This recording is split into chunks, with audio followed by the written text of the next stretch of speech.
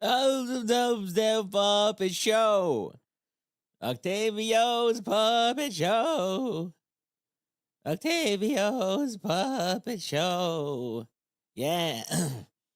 Let me tell you a short story about a lovely host today.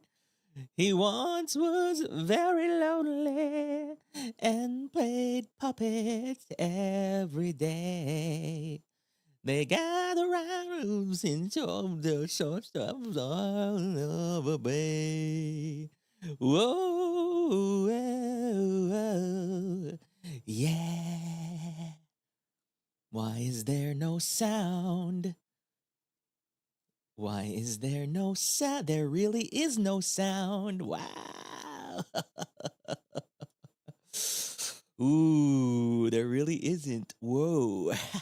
Jellymane. Hello, Jellymane. What have you done? Jellymane, what have you done? What have you done?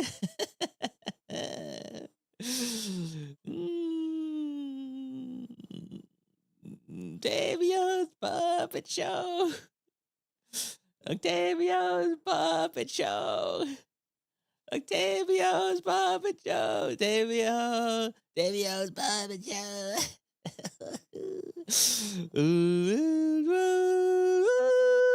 Puppet show.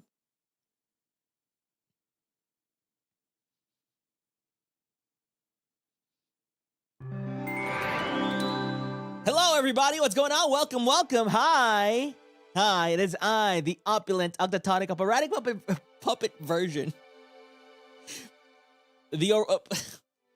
I am the opulent octatonic operatic puppeteer from Bounty Hunter Unit Armis of HOLOSTARS English. My name starts with a note, ends with a note. My name is Octavio.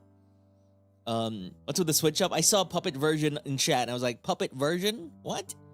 But welcome, welcome. Hi, bruh.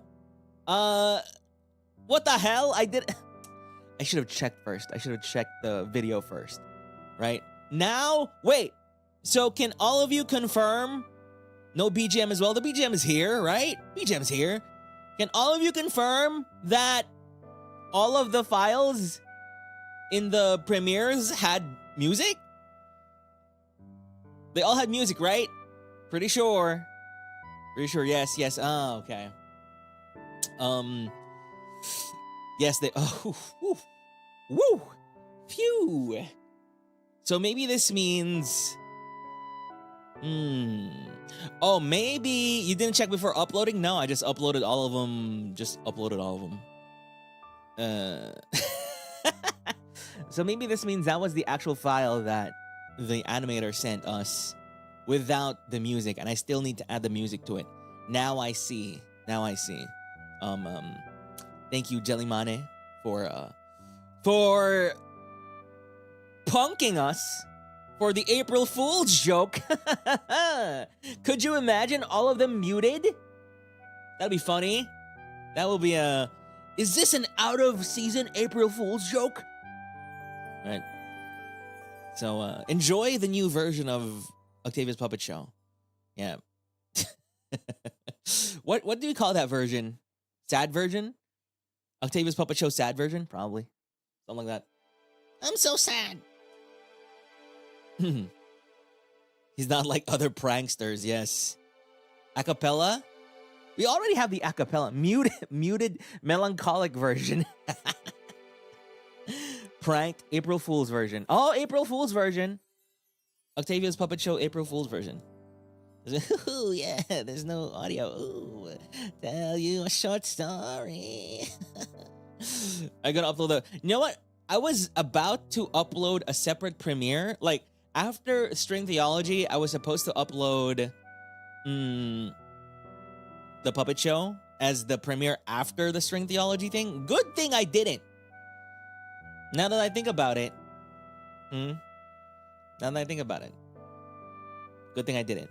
So I'm gonna do a separate upload in the future. Good call, yeah. Show, don't tell. See? Visuals only, no audio. Just show it. Just show it. We will sing it in chat for you. Yay, thank you. Yeah. I'll be doing a separate upload for it. Now that...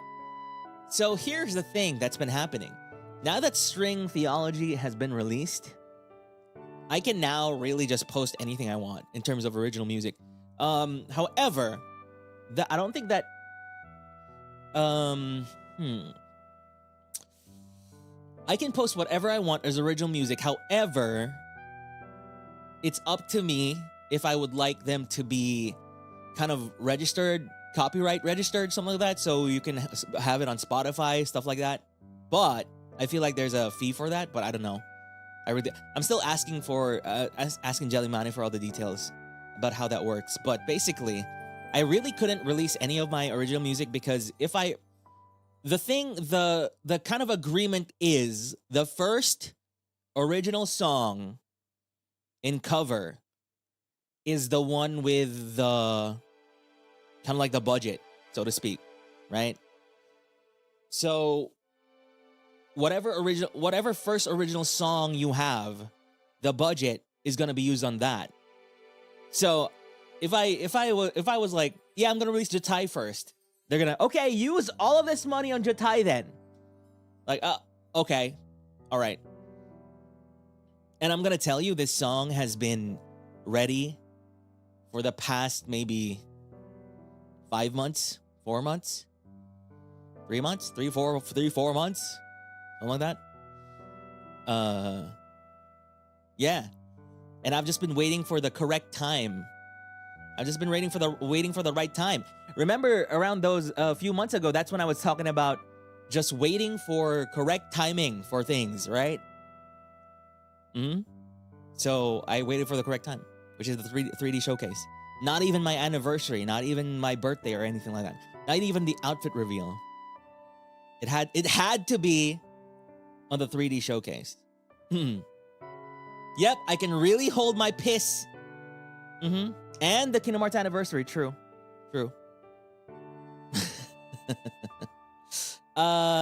Tofu Bunny Cat, thank you for 5 gifted. Tripo, thank you for 5 gifted as well. Thank you also for the 5 gifted. I can't read your name, but maybe I can use a translate. Translate to Shark Dolphin. Thank you so much for 5 gifted. And Toasts, thank you for the sock puppet. Thank you. Shark Dolphin in Japanese. That's crazy ton to hold. Now that makes you think, right? Now that should make you think. What else am I holding in? What else am I keeping from you? Right? Same Eruka. Thank you. Interesting. Huh. Am I keeping my 4D from you? Don't scare. Am I keeping something that I'm going to release 6 months down the line that's already done right now? You'll never know. No, not kidney stones. He's a silly schemer full of secrets. True. Thank you. I am a silly schemer. I don't think anybody has done the correlation yet, but I actually dropped the lyrics during my Minecraft stream. I dropped some lyrics during the Minecraft stream. I dropped a bunch of lyrics on Twitter. I dropped it also during one of my puppet show intros. You did? Yeah. Trapped in a void. Trapped in a void. We are abandoned and lost, embraced by chaos. I said all of that during my Minecraft stream. Let me tell you a story. I said it during the OPS intro. Also on Twitter. Bunch of things. I literally said the title a few weeks ago. I damn.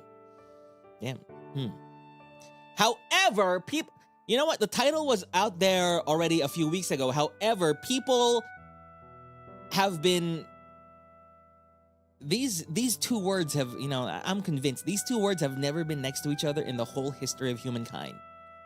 Right? String and theology have never been together in the entire 1 billion history of humankind, because all everyone can think about is two things: string theory and string theocracy. Right? So I put string theology out there, and people are like, oh, he just said string theory, right? Whatever, string theory. Oh, he mentioned string theory mentioned. And some others are like, oh, string theocracy mentioned, right? It's right there, string theology, bro. Read it. String, theo, then letter L. Theology. Do you see a C? Is there a C after Theo? Is there an R after Theo? I don't think so. There's an L. It's literally a line. It's a line, straight line.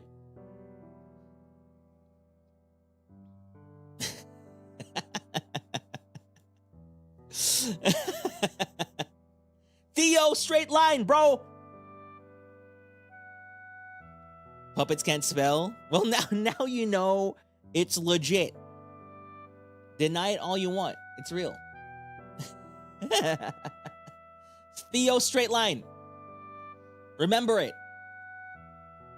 Don't get it wrong ever again. Okay, I need to put my shoulders down. Okay, that was what happened. I was very like tense. Did you see my shoulders? It was up. I was very tense. Now I'm relaxing. Okay, now we're relaxed. Now we're good. Streams, god damn it. Thank you for Sock Puppy 5 months. I was like, oh, he misspelled theory. God damn it. My god. String theology. But welcome, puppets. Hi. What's going on? Today we're going to be doing a breakdown of my 3D showcase. We're going to break it down today. Consider this kind of like a director's commentary-ish. However, director's commentaries usually don't have pause. They usually just go through the whole movie. But we're gonna pause here and there. This is basically, you know those analysis channels? Oh my god, my acoustic foam has fallen. The acoustic foam has fallen. I need to set a day aside to put all the other panels that have fallen. String Theodore. Beachan, string theology. Sounds delicious. Theology. But yeah. So, one thing I wanted to say right now is I didn't really think too much. Not the string theocracy showcase. I didn't really think too much. I need to complete the sentence. I didn't really think too much about Yago's quote retweet of my 3D showcase until I stalked his page. I stalked his Twitter, and because I was trying to look for his comment, I was trying to take a screenshot of it so I can like put it on a frame or something. And so I stalked his Twitter page, and then I looked, bro hasn't tweeted a tweet with words since February. Yeah. Bro hasn't tweeted something since February. He has only been reposting. And the thing he tweeted about in February was Maury's concert. Maury Calliope's concert. Right? And then I scrolled up again. And then he retweeted my D1 pose. He retweeted my going live thing. He QRT'd my 3D showcase. And he retweeted my original song post.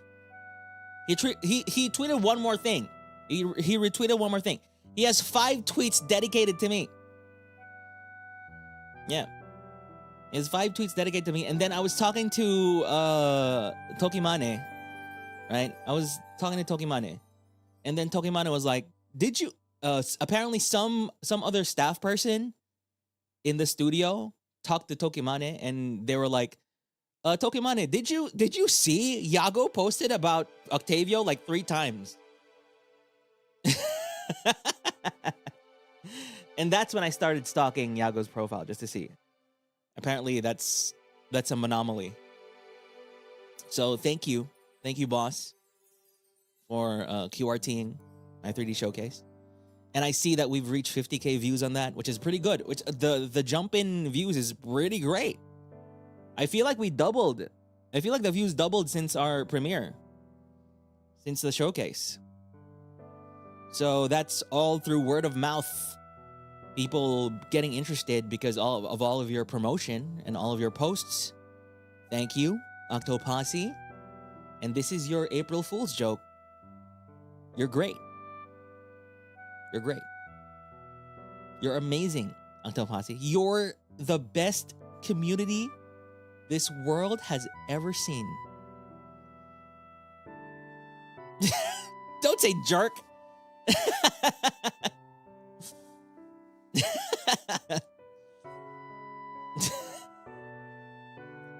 Yeah. Yeah. I am so proud of you, Octoposse. You're the best fandom an idol could ever ask for.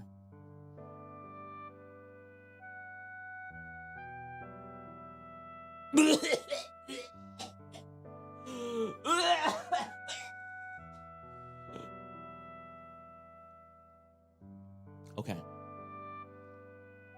So, 3D showcase. 3D showcase. Cringe. Cringe. Cringe. Never say, did you guys see my ambassador post? I'm ambassadora. Wait, I should tweet about that. I'm ambassadora. Yeah. I had fun.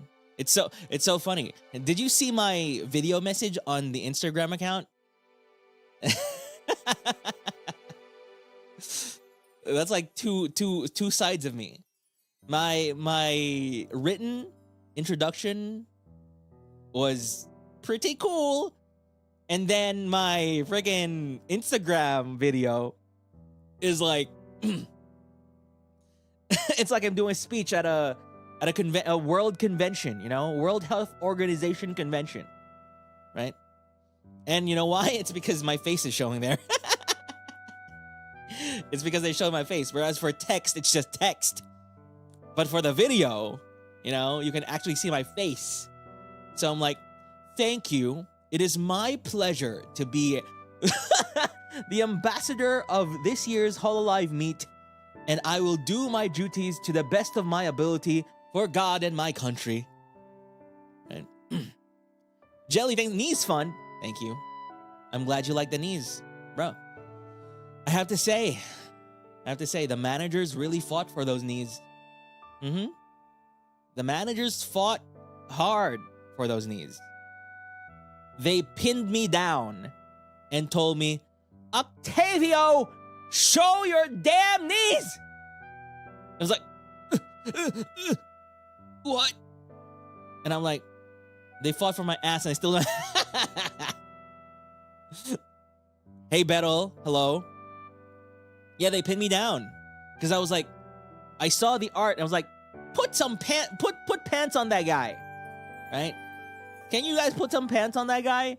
And they were like, no, Octavio, shut up. Shut up. You need to give the people what they want.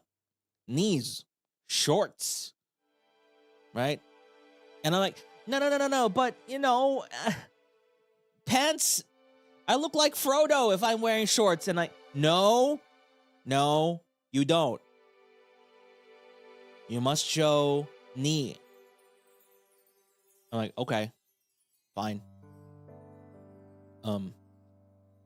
So thank you, managers, right? Sometimes I just don't know. Sometimes I just don't know what the fans want, right? Sometimes it takes a brain-rotted manager to know.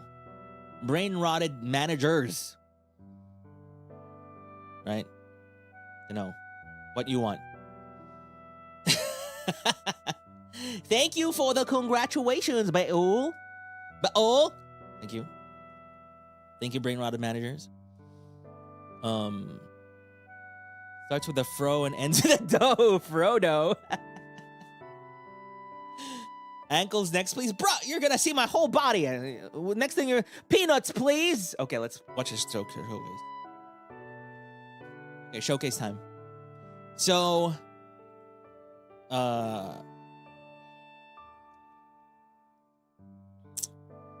I thought you showed toes in another visual. What? Did I show toes in the Holo Expo last year? I think I did. Probably did. Toes? Did I? I was wearing slippers there, right? Yeah. Yeah. Next year, definitely you're gonna see my cheeks. My butt cheeks. I'm sorry I'm the demographic that wants knees. Thanks, see? Okay, you know what? You're welcome. You're welcome for being served. You're welcome. Thank you for the super. Uwanya, Shadow Puppet, 14 months. Wakipine next on... sure. Sure. I'm going to give the people what you want. We're moving too fast. Sure. I'm going to get my Wakipie rendered. I'm gonna get my Wakipie rendered, put a friggin' mole in there too. Yeah, what else? What else do you need? What else? You want some Wakipie? You want it so bad, huh? Here we go. There you go. But for now, why do I still have my tambourine? Wait. Tambourine, please go away. We don't need you, tambourine. Boop. Okay. Boop, boop, boop, boop. Okay. Surfer Dacus, back to backless suit and chaps. I know Baby Bird can make it happen. Baby Bird can make a lot of things happen, for sure. For sure. Baby Bird, Mane, has a real finger on the pulse of what people want. I have to say.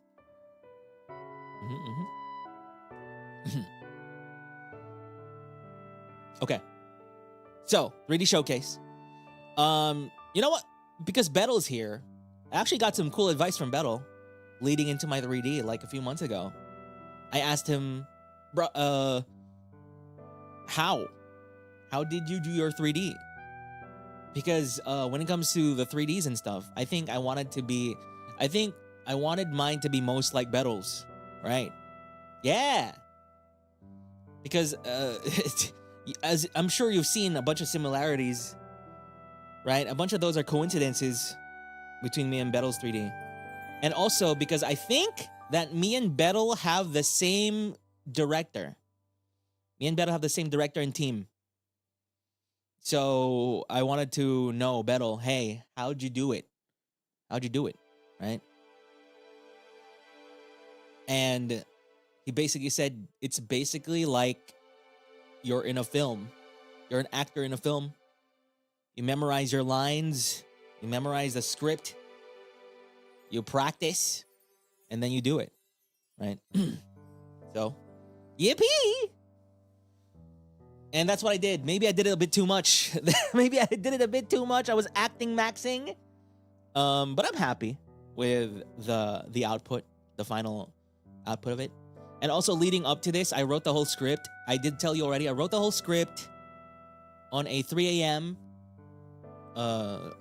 With my 3 a.m. clarity. And then it was translated to Japanese and then translated back to English. So there was something that was lost there, but you know what? It was still pretty good. I'm gonna touch upon the things that I feel like was lost in translation somewhere. We're gonna talk about that later, but we'll see. But that's it. In fact, I wrote the script so... I wrote the script, and for some reason, I don't know what's going on. I don't know why, but for some reason, I can just imagine when I look at my script that I wrote. I just can imagine that this was like an hour, right? For some reason, just writing everything and seeing everything laid out in front of in the paper, I'm like, this is an hour, for sure. And then I showed it to the directors and stuff. And yeah, this is an hour. Yeah, we can get an hour out of this. And then they asked me to time it. And so I timed it in my brain, in my mind palace. And I actually got up to an hour, but I guess we lost a few minutes because I was thinking like the intro would be 5 minutes and the outro would be 5 minutes as well, or something like that. Like the beginning card and end card. But we got 55 minutes, which is pretty good. Actually, pretty nice. But yeah, I did time it all in my brain. We got up to an hour, and I'm happy. I remember I was asking the director, are we good on time? Do we need more? Do I need to ad-lib more or stuff like that? Because there was like 5% ad-libs in my 3D. I didn't need to ad-lib at all.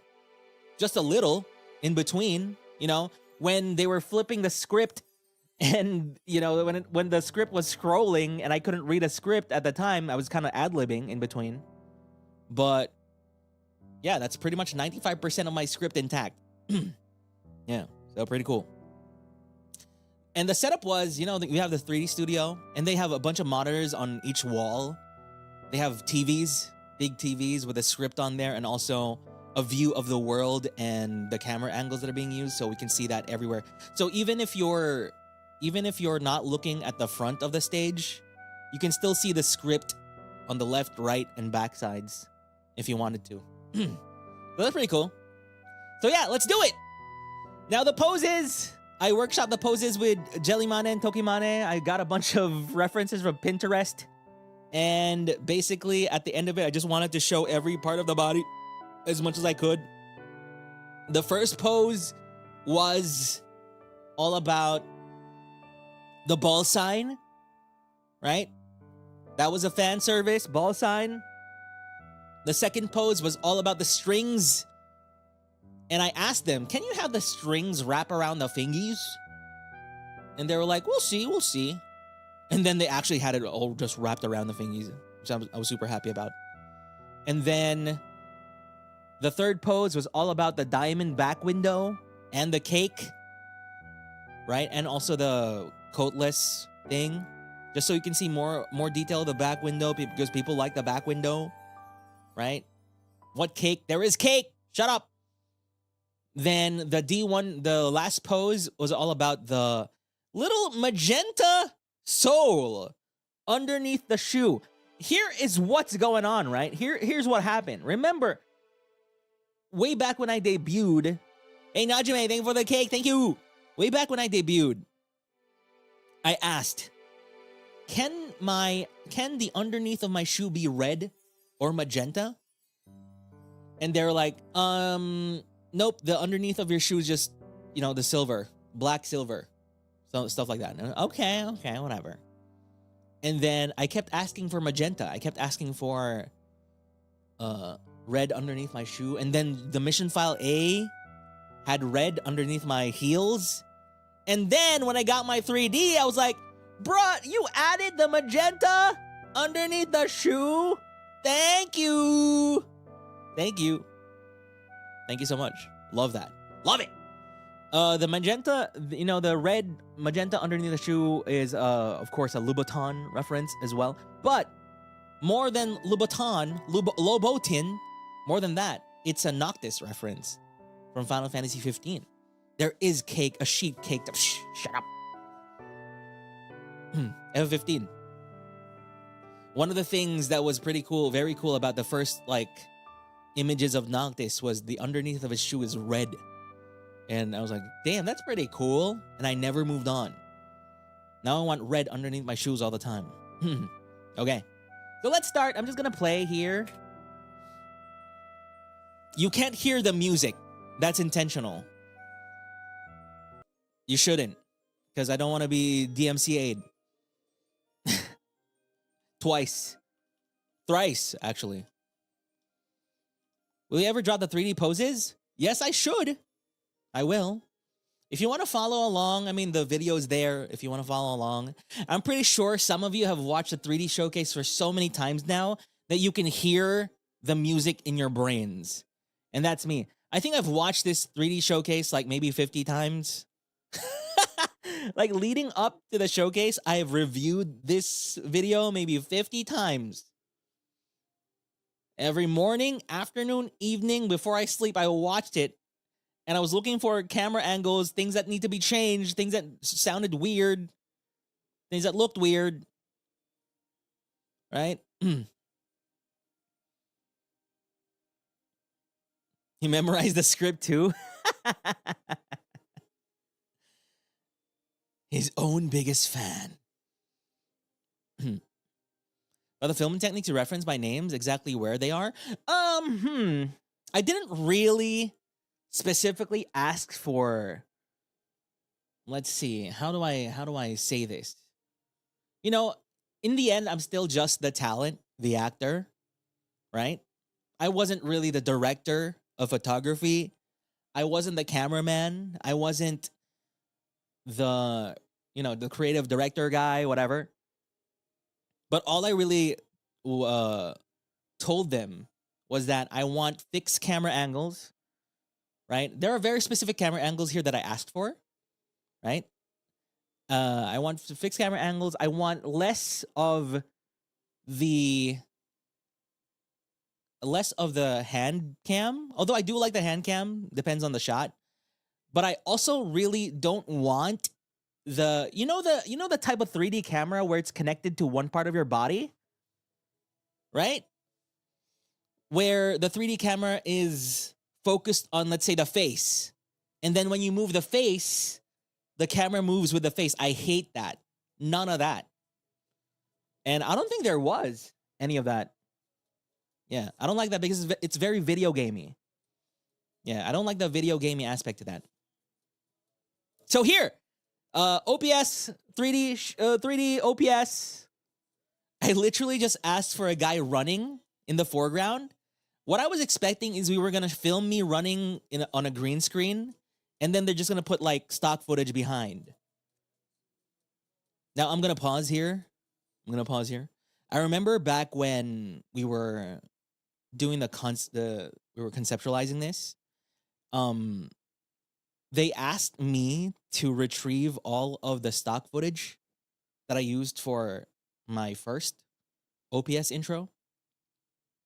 And I remember one of the staff were like, can you please give us the files as well as the links to the files and stuff like that, as well as the licenses?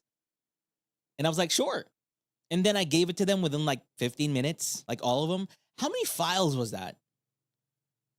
How many stock footage files was that? It was stock. There's a lot. Maybe that was like 20, 15 to 20. 15 to 20 like videos, links, and licenses.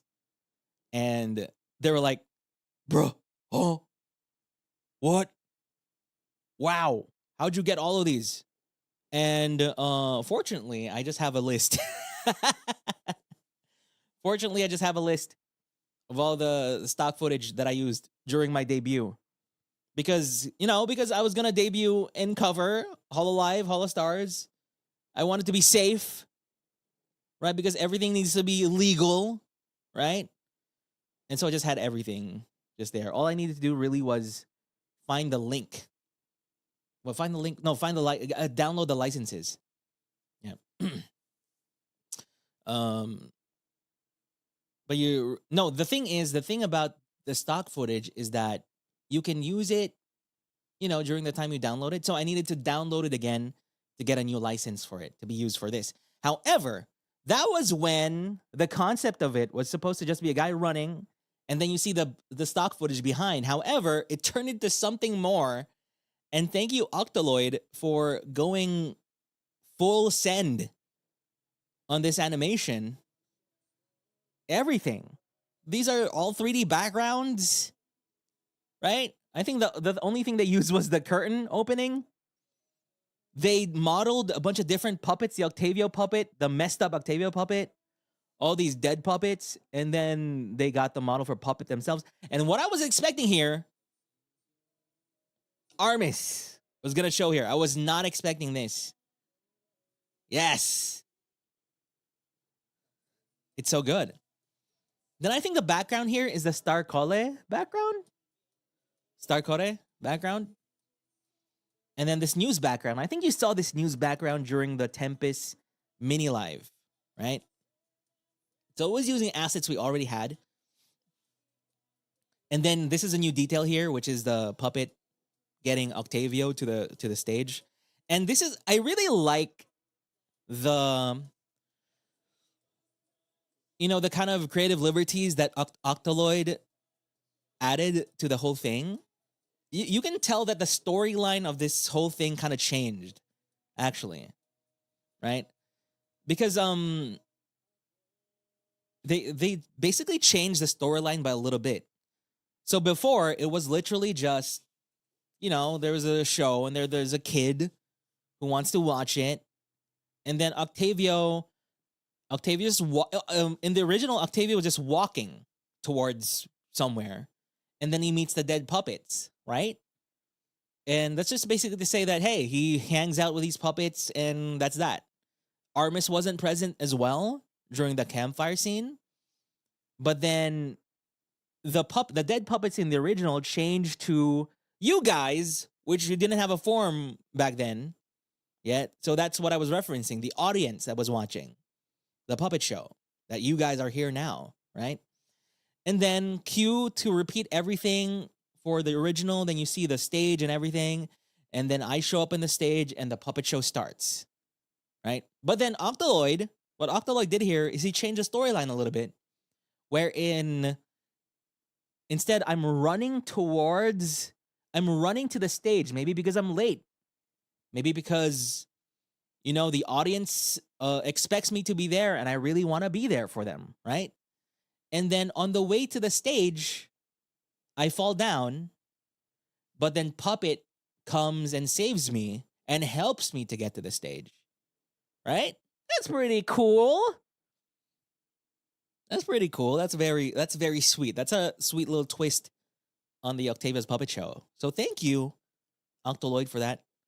But one thing, this is so funny, right? I don't know who Shark Mana is that Gerard keeps referencing, but maybe this person that I was talking to that was organizing this was Shark Mana or whoever. They were the ones who got the puppet show brain rot. We're just walking in Zenokuni, in the streets of Zenokuni, and they're like, Octavio's puppet show. And they're like, Octavio, is this your plan all along? I can't get this song out of my head. Octavio, so let me tell you a short story. Hey, right? But yeah, it was, if that was Shark Money, then Shark Money was the one that's like, Octavio's puppet show. Because they were the ones organizing this, I think, right? And so when we were doing a 3D studio recordings, they just show me various drafts of it as it improved and improved. And then it's so cool how it's not just using the models and everything. Even the quality, the fidelity of it, and the animation was also really good. I'm like, what? Why does this look so good? Do we really have a budget for this? Apparently we do. So thank you for that little thing. How many frames per second? I assume that's 60, but the actual animations differ, right? I think the puppet was animated to be 15, probably. I think the objects in the scene are animated to be 15. It fluctuates, yeah. And if you look at Octaloid stuff, it's very similar to, that's his style. That's their style of animation. So that's pretty cool. Love it. They do a lot of HoloLive shorts, I think. Yeah. Mm-hmm. And then they use this, of course. This chibi here, made by Beru Flower. Thank you. I keep using it. And you can see the underneath of the shoe, right? I remember when I got this PNG of the chibi Octavio, I asked Manes, is the sole of my shoe red, magenta, or black? And they got back to me, it's black. But now there is a magenta sole underneath that.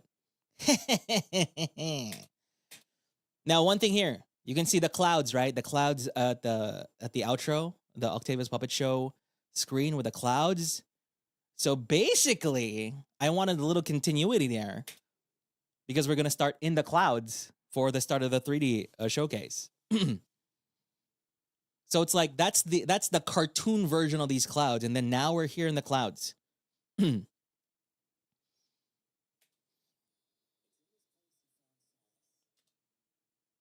POV starting Xenoblade 2, yeah. So here you got the typical, like the intro. I took this from, stuff like Final Fantasy 12. From basically 90% of JRPGs out there, they start with a little thing in the beginning. Hmm.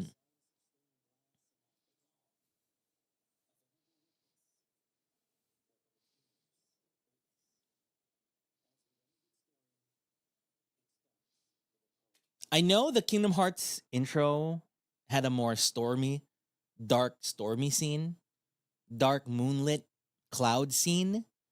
But I was like, let's change it up a bit. Let's just do the opposite of that.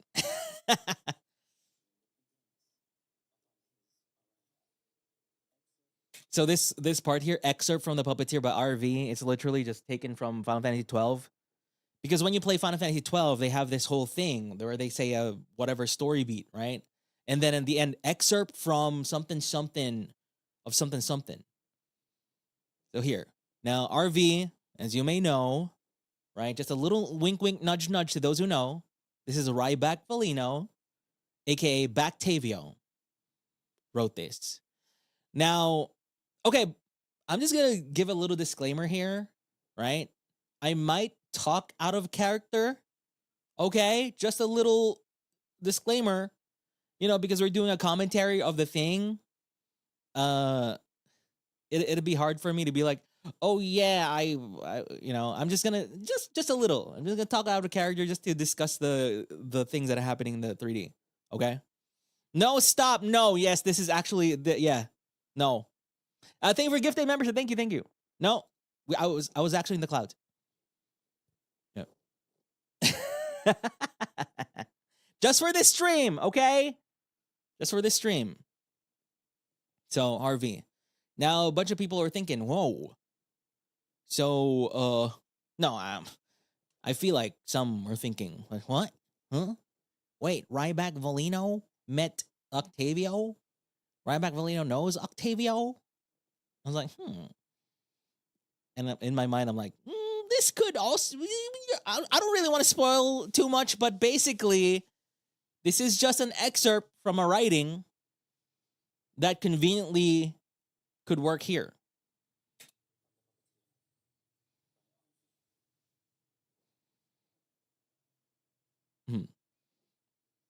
If you have the T4 VPs, then you can connect the dots. It's not a direct answer to it, but you can connect the dots. So now here, as you can see, I guess it doesn't register too much here, but the flowers here are blue. Hey, gifted, thank you for the gift. Hey, gifted. Hey, gifted, thank you for the kangkong. Right? So the whole theme of the church was that it's going to be a dome-shaped church, which had stained glass with the usual motifs that you see. Right? The infinity symbol, the jailed heart symbol over here to the left. You can see the jailed heart. The jailed heart is seen in the puppets, right? And then one thing that was supposed to surprise you here, it was like, hey, you said before the church was surrounded by white flowers, but it's blue. I wonder why. I wonder why. So yeah, so every little thing here was thought about. You can't even see a single white flower anywhere. Everything here was thought about. Every little detail. Now, here's the funny thing is that the 3D team did not think about it for sure. They're like, "Ooh, wait, the white, it should be blue, it should be white or something like that." I thought about it and I just told the 3D team, "Hey, just put the flowers there. Just put these specific flowers there. Yeah, do it. Yeah. Put that there, put this there." They don't know why. I know why.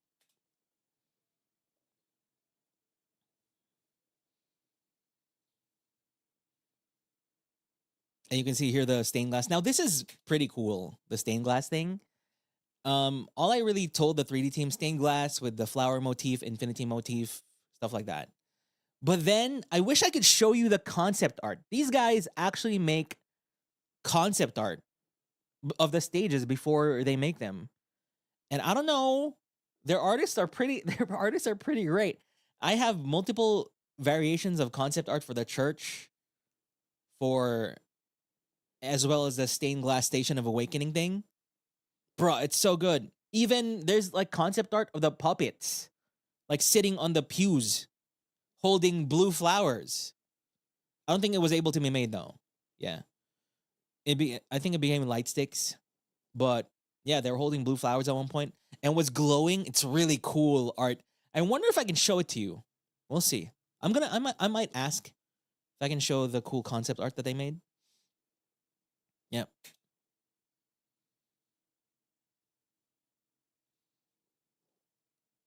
Yeah, it's like we can use it for like an art book. That'd be cool.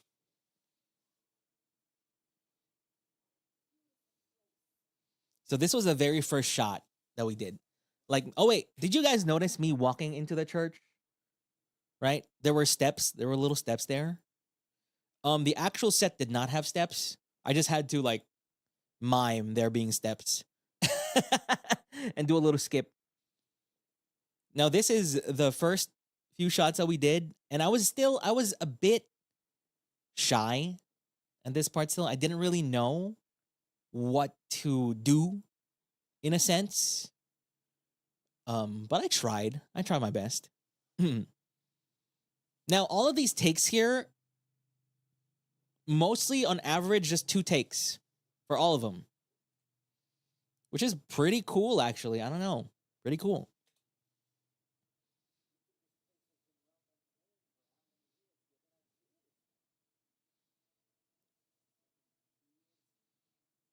Yeah, because they told me, like, you know, because we have a schedule. We have a whole schedule for the day and stuff like that. And I asked them, how many takes am I allowed? And they were like, you can have as many takes as you want. However, you need to keep in mind that, you know, there's a schedule. And, you know, there's a schedule.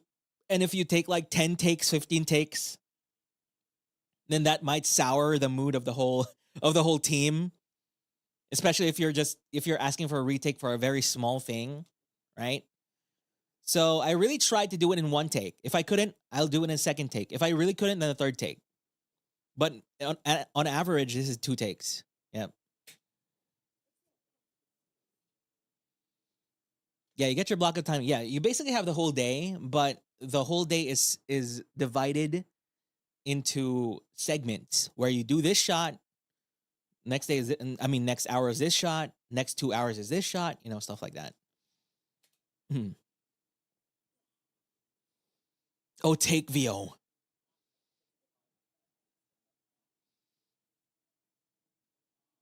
As you can see here, I'm. You can hear me inhaling, like, right? And since this is the first few takes, first few scenes that we took, when I'm inhaling like that, I'm trying to find the monitor with a script. And that's why you don't hear it as much throughout the 3D, just at this first part, because I'm trying to find where the next line is. Yeah, so I'm where is it? Where is it? So it kept happening, but it eventually disappeared when I got used to it. To finding the monitors.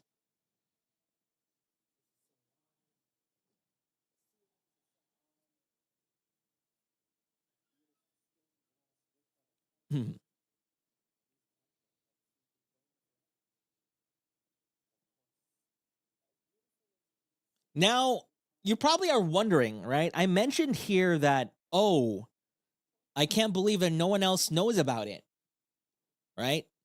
And then you're probably thinking, huh, then why are your things already here? And then I mentioned somewhere that, good thing I had the things brought.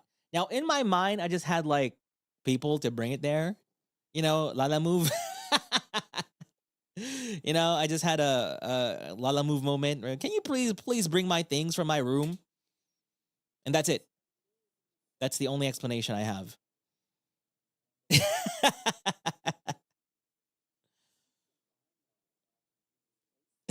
Lala Move mention in my 3D.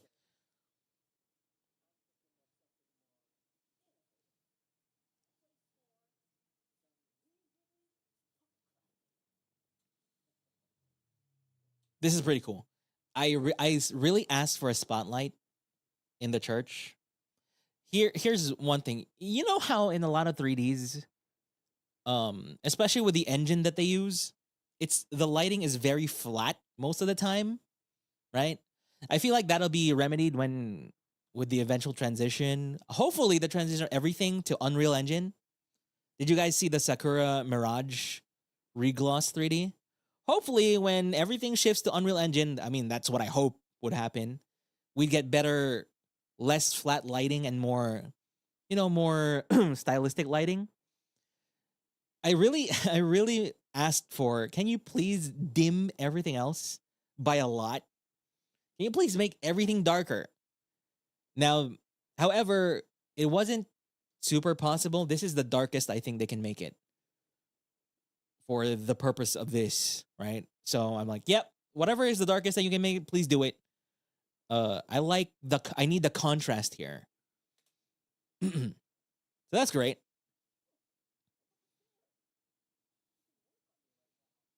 So this is one of the shots that I wanted. I gave them a bunch of references of Liza P. Right? The scene with the king guy when he was making the puppet. This is basically the reference for this is basically Liza P. You're the only glowing one. I didn't know that my strings would glow actually. Because I was seeing like the prototypes of the model. They had just flat lighting and whatever. Maybe the effects aren't turned on. But then when I actually when we did the actual model test, I saw, whoa, the strings are lit up. Thank you. Thank you.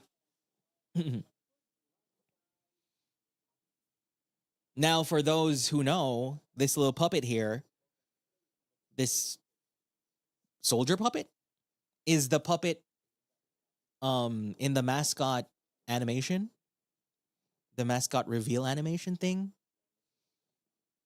that that Octavio was using in the orphanage. But this is just a full-size version of it. And here, I just wanted to add a little bit of anatomy here. Just a little.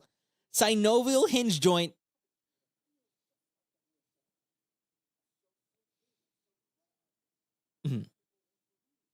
I know what you did there.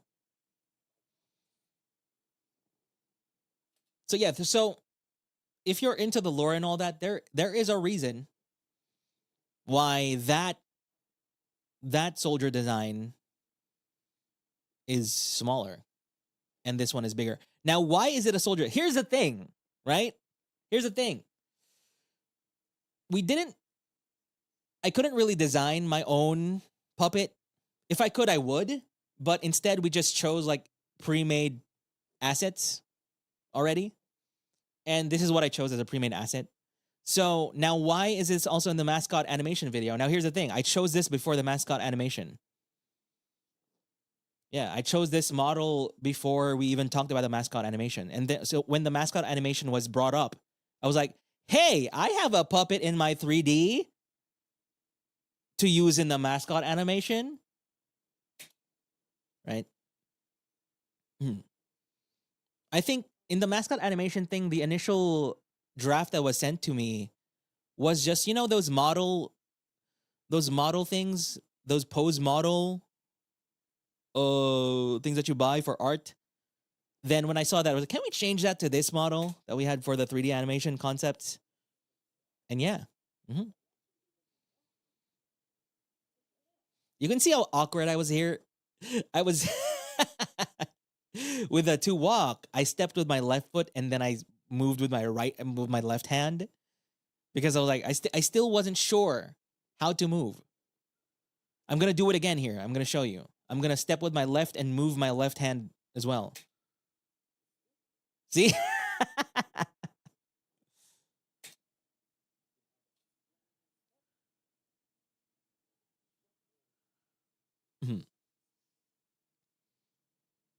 Oh, by the way, this whole segment is the most complex and took the most time. Just this whole thing with putting the puppet together. This is actually very complex to do. Like in a real-time situation. Now, if you were just, if you were freaking The Last of Us, right? They'd do this and then afterwards they'd clean up the animation.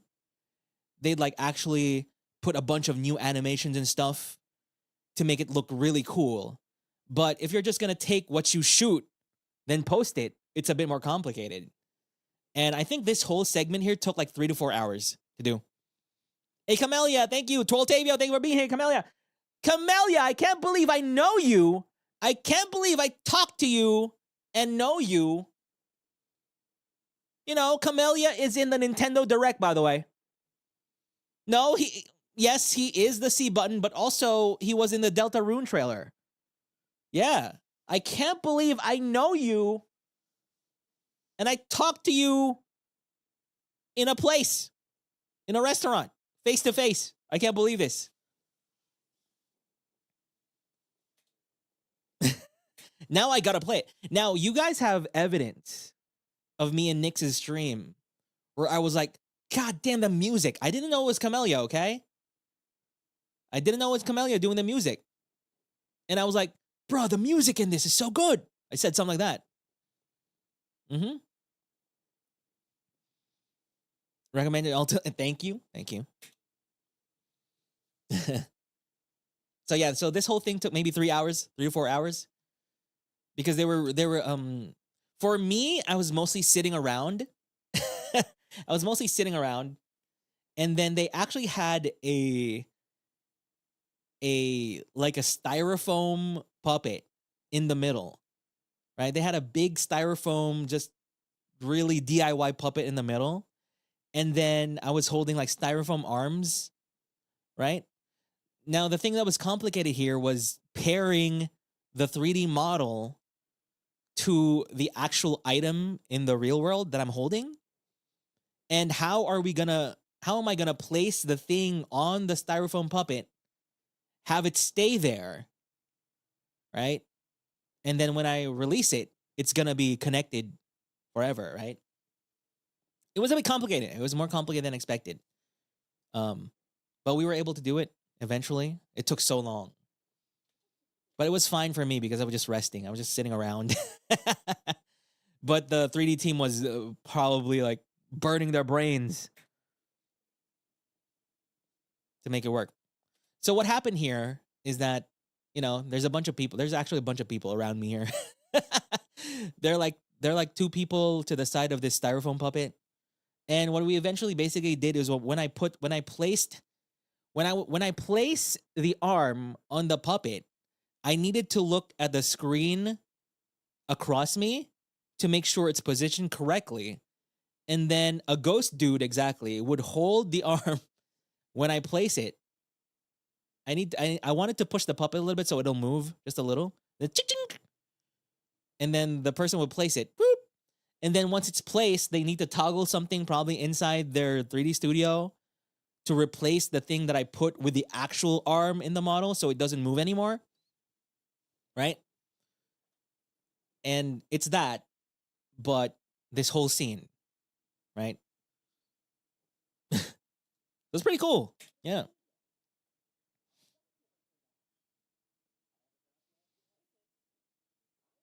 There's also when it comes to like acting, because I'm wearing my coat, one of the big warnings they told me is that please don't bring your arms up too high because it's gonna look silly.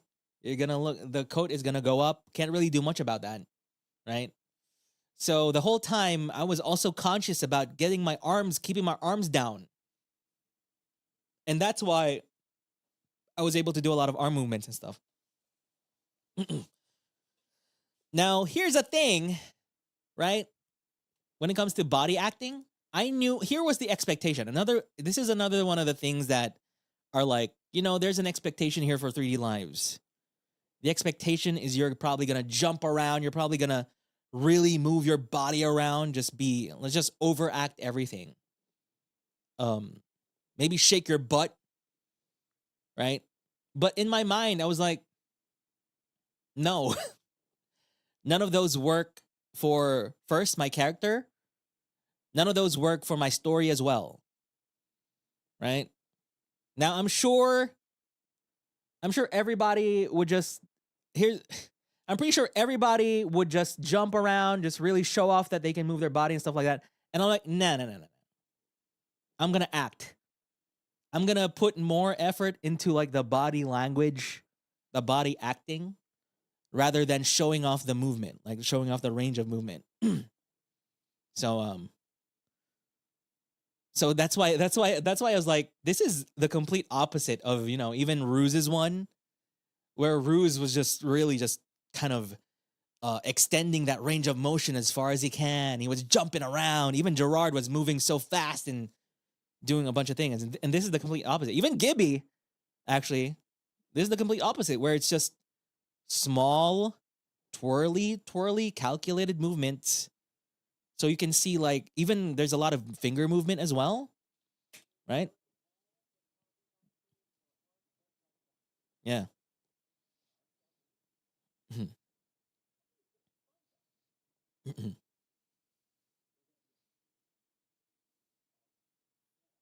And, you know, because of the coat, it's very complicated to do stuff like this.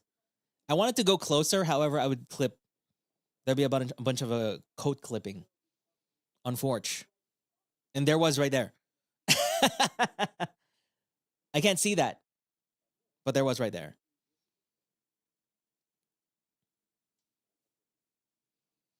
Now here, probably thinking, what the hell is this? This orb, right? What is this? This is basically the Scuffed heart. And this is how... Now, you will notice later that the Armis puppets have the strings, but for some reason, this puppet doesn't have the strings. And that's also intentional, right? Because this is...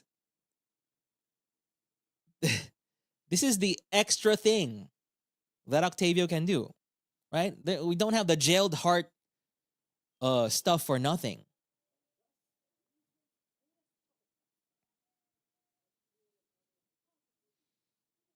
So this, if you think about the Scuffets and the puppets, and this is the first full-size puppet that Octavio's made with this heart thing,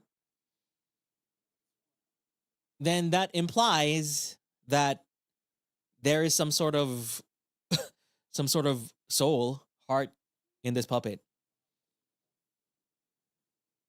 In a way.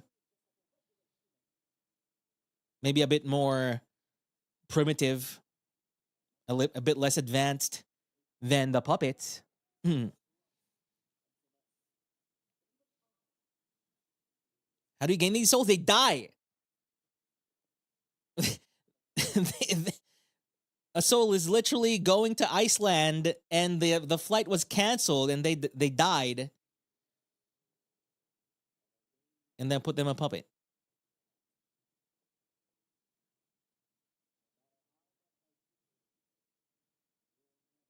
This shot is really cool. I also asked for this. I wanted this to be menacing. I want this to be pretty scary, right? Pretty scary. Is it really the souls? String theory. String theory. Final Fantasy string theory. That's the explanation. Final Fantasy string theory.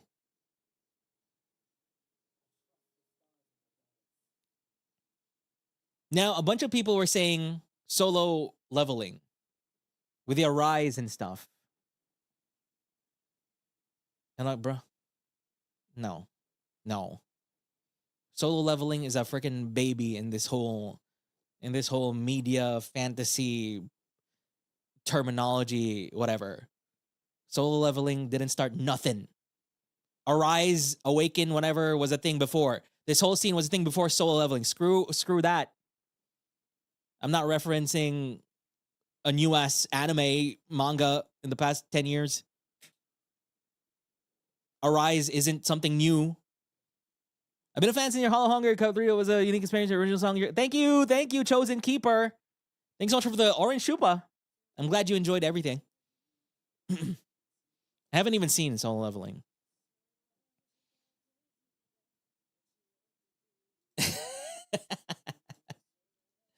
So Betelgeuse. So this also has the same thing where I feel like I still moved a bit awkwardly. I didn't really know what to do with my footwork. And there's a lot of footwork here that's actually covered by some close-up angles, which I asked for. I asked for some close-up angles at specific parts because my footwork sucked.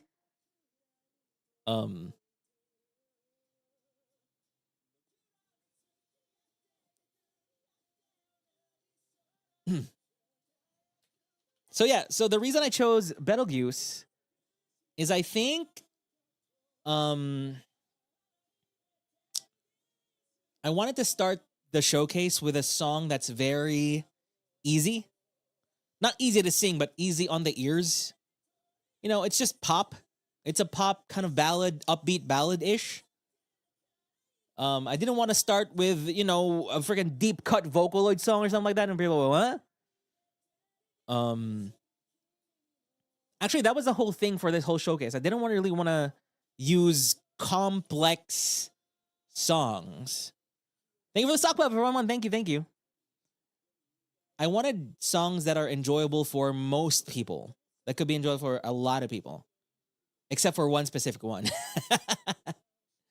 Because if this was going to be one of my most mainstream streams ever, I want it to be digestible, right? Now, I actually wanted to go even farther. I wanted to include all English songs only, like Japanese made songs, but are all in English. I wanted to do that too. However, the pool for that is very small, and the songs are very niche as well, that it might not translate into like more people enjoying, even if it's in English. What might happen is that, oh, what is this song? I've never heard this before, right? Oh, it's just 6 songs I've never heard of in my life for like 90% of people. If it's just gonna be English, that's a Japanese song, but in English, right? There are some that are super popular, but I can't really come up with a lot that are English and super popular, right? So yeah, I just wanted to choose songs that sound good, are a bit popular-ish, and there's a high likelihood that a lot of people may know, even just one of them, right? So why Betelgeuse? I did just talk about the stars. Octavio here was friggin' talking about, oh no, yeah, want a friend, stuff like that. And, you know, the songs here were chosen because of the message of them, even just the loose translations of them. And I think Betelgeuse had this whole thing where we're kind of connected under the same sky, which is very Kingdom Hearts, right? If you just look at the English translation here, it's how we found each other, pulled towards each other under the same sky. Then when we shine, we'll do it together. So far away, so we promise, far and away, a never-ending Betelgeuse, magic that connects one to another. We stand shoulder to shoulder, hand in hand, move forward. Even in times of pain, we wouldn't cry, so we vowed far and away, a never-ending Betelgeuse. Something like that, right? So that was basically the whole concept of this, is that Octavio is looking for a connection somewhere, some friends that'll understand him and accept him for who he is, even if he's a bit mysterious and strange, right? And not just this is not just Armis, but also the puppets, right? So yeah, just wanted to start with a heartwarming, easy to digest first song.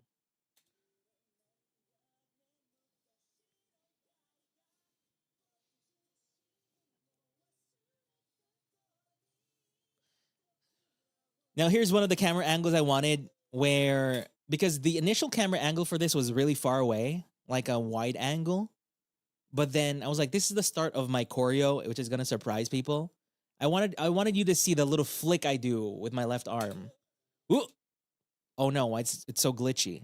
But basically I do a little flick here, and that's like your moment where like, oh, what's going on?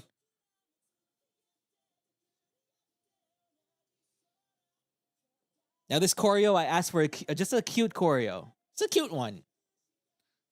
There's even a pinky finger in there. It's very cute.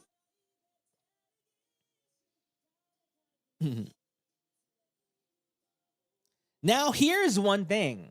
My performance of this was very inspired by Noah from Plave. Yes, when I saw Noah's version of Betelgeuse, I was like, I want to sing that. I want to do that. And I think, did you notice here that I'm also doing the, you know, when the volume is getting loud when you sing, you need to pull the mic away.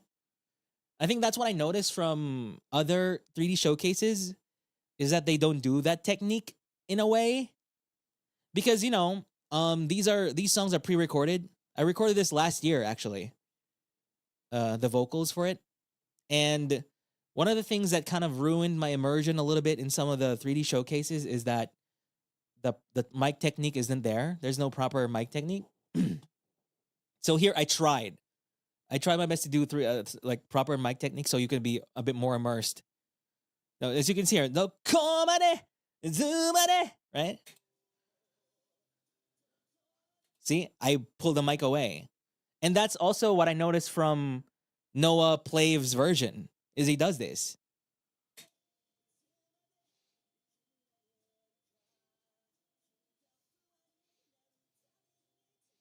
See? Now this last one, I forgot about it. Oh, wait, I did that. This next one. I forgot about it here because I was moving my left arm.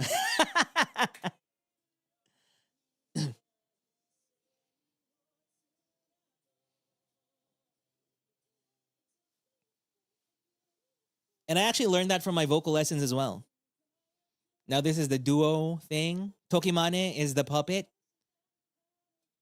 Now when we were doing this, I didn't really see what Tokimane was doing because I was so focused on my own choreo. And then whenever I'd look towards Tokimane, I'm like, wait, you're a little bit behind. Hey, you're not on rhythm. You're not in beat. You're not on beat. You're a bit behind. And then I learned that that's what they were doing. They were really just trying to be more puppet-like, who didn't really know how to control their body yet.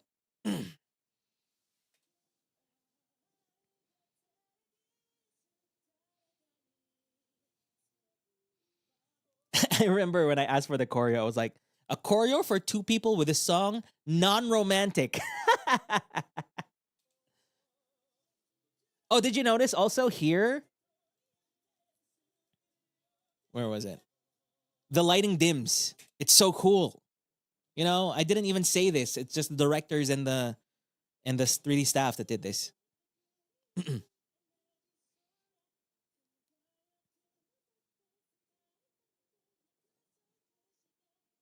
Oh, then you also see the floating candles. Basically, the thought is that strings pull those candles up. You just can't see them because, you know, the rendering is going to be insane.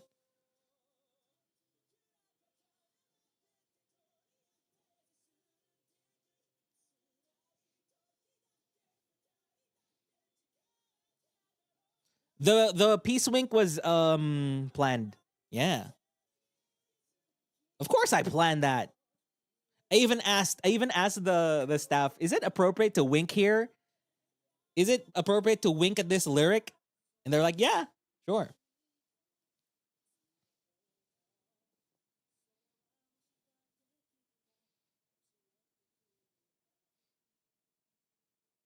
Now, another thing that I also wanted to make sure of is I told them, please don't fade in, fade out after songs. Please don't do that. I hate that. Hate it.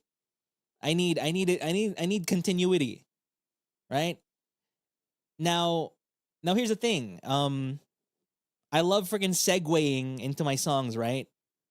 I love segueing. So it was on me to do a segue that won't feel awkward if you just cut to it, right? So it needs to continue. The story needs to continue through the song and out of it, right? So the outro for this is me walking away and us exiting the church, right?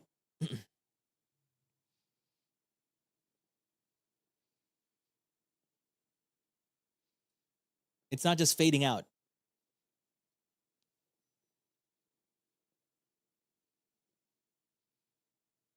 And here, the original cut for this had music, You know, it had the choir music, and I was like, no, please remove the music. Just make the foley of the puppet falling crunchy, and that's it.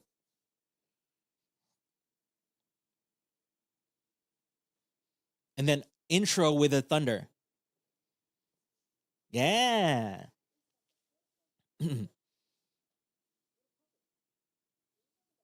So you go from like a quiet moment to suddenly thunder, right? Yeah, because when you crossfade, fade in, fade out, you know, as a cinematic tool, that means time has passed. So if I'm gonna fade out after a song and there's this, still be in the church at the same time, it won't make sense, because why are we fading out if it's just gonna be the same place, right? So we only fade in, fade out when time has passed.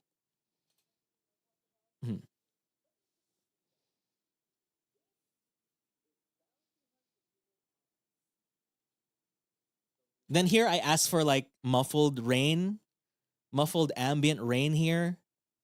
Now here's one thing I did not expect. I did not expect them to really just foley everything. Foley all the steps, all the cloak movements,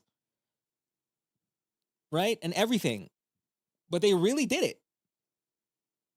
A lot of it.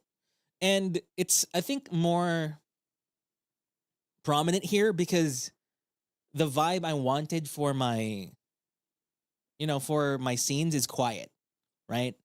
I don't have like a rock track constantly in the background, like, right? I have this kind of music box track going on. I also chose the music, the BGM stuff. I chose them. I put the timestamps of where to start them, right? I even asked them, can you put like a 4 seconds delay before this enters? You know, can you, when this fades out, can you add 4 more seconds to this? You know. Thank you for 11 months. Watching your 3D. I can confirm you have 0. God damn it. But thank you for 11 months. Now this, I'm gonna confirm again. These are all Armis, by the way. Yeah. Now these scenes with Armis are the last scenes we shot. I shot all of my scenes first before the stuff with Armis. So the Armis stuff was a whole like day on its own, right? So yeah, here as you can see, they have strings. They have strings because I didn't put the souls into them. I didn't put the hearts into them. Why? Because it'll be weird. It's not them. Now, if I somehow took Ruse's heart and put it into this, then that's what I do. But otherwise, if I put freaking, I don't know, a Debosi heart in here, it's not them.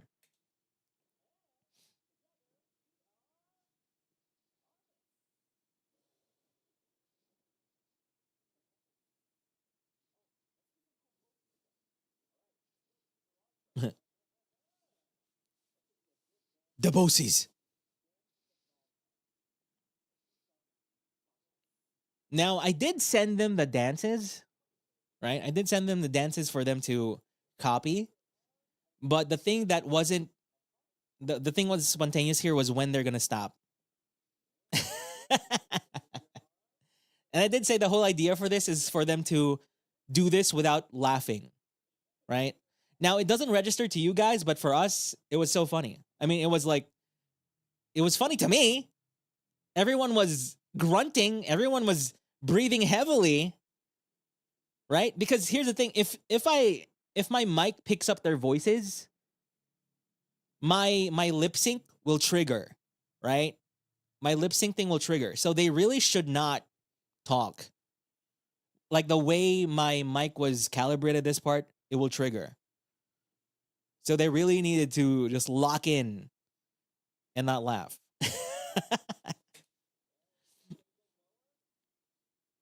You could still hear a bit of grunts, yes.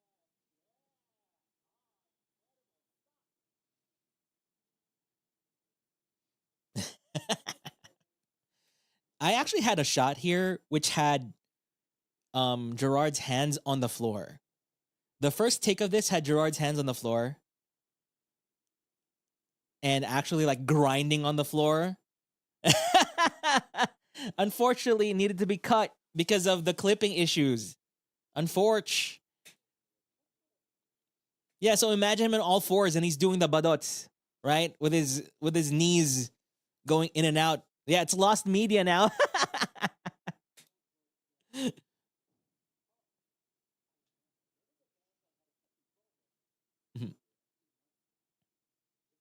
I like Gibby's little embellishments here with his movement. I didn't ask for any of these movements, actually. They just did it on their own.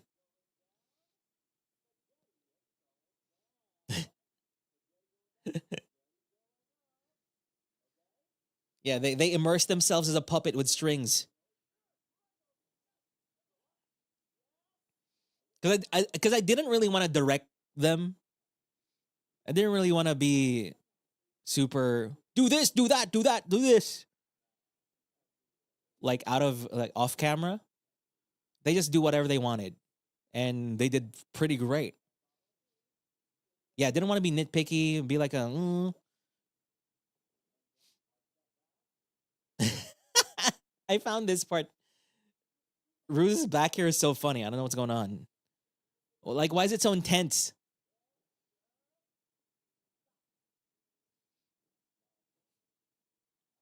Cat throwing up. So you can see, do you also see like the little puppets here? There are puppets floating above that don't look like the normal puppets, but they are very similar. So those are like the little prototype puppets that Octavio made.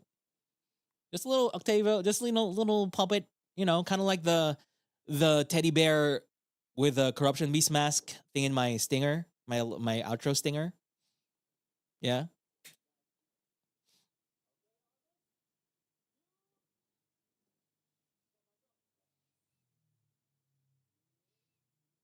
Oh, by the way, those designs there, I didn't even design myself. That was just the 3D team.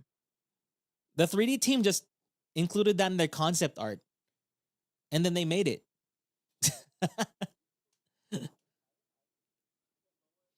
I didn't even ask for floating things in the sky. They just added themselves.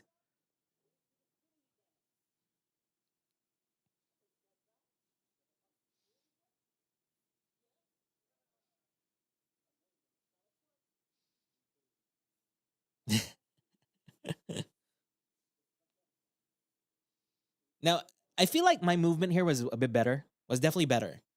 Because this was like the last day of our shooting. So I had more of a concept of how Octavio would move. And I think even the other boys were like, you know what? At this part of our 3D recording process, they were also like, yeah, they know more how to move in character at this point than during the first day of their recordings.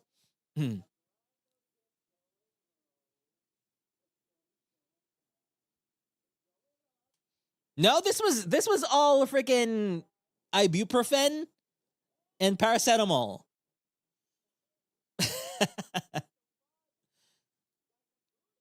My left foot.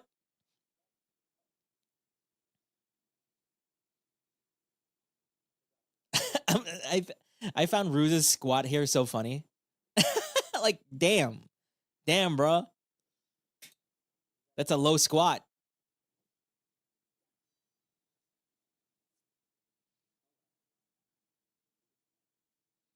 Is that why I didn't go too low like the others? No. The reason I didn't go too low like the others was that because I can. Because I'm the puppeteer. I can do whatever I want.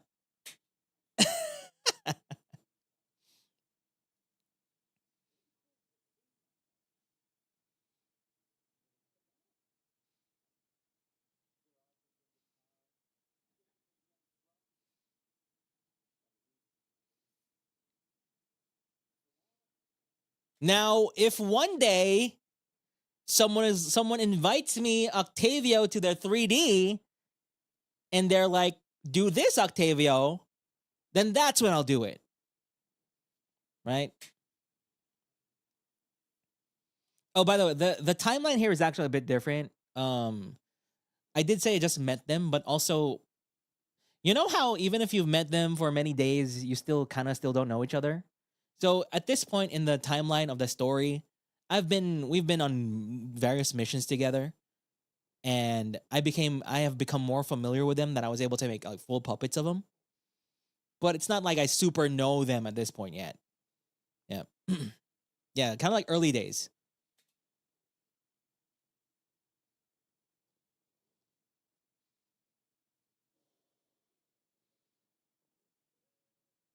Oh, this is so good. Um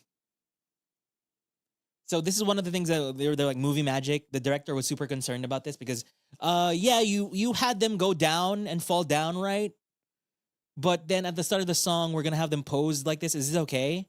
Because we'd rather have them pose like this because it's more cinematic. It looks super cool to just have puppets like stand still, just still in the air at the back during the performance. Like, yeah, sure, do it.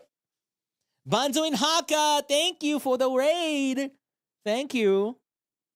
Thank you. I was so happy also because that they were able to include the thunder sound, because I was sure that they wouldn't include the thunder sound because it might overlap with the music. And that's one of the things I really don't want to do is, if I could have my way completely, I'd have thunder during the performance. I'd have some special effects, sound effects during the performance itself. However, we can't do that because that's a copyright whatever nightmare. We need to preserve like the whole song as it is. But they were able to include the thunder in the beginning and at the end. Yeah. That would have been sick though. If I had my way, right? Cooked acapello. Thank you, Haka. I'm not acapello. Junior, I mean. Can you do that with your original songs though? No, still can't. I don't think we can. No, actually we can, because in the string theology, at the end of the song, you could hear them grunting, right? You can hear,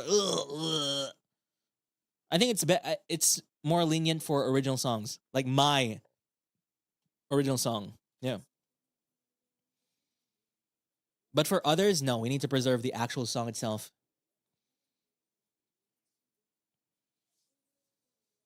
So, guitar. Now, this was a styrofoam guitar, right? That's shaped like a guitar, feels like a guitar, not as heavy as a guitar, right? However, here's the thing. I did practice the chords. Now, one of the cool things about the song is that when at the parts where I plan to do the strumming, it's just basically two chords, right? It's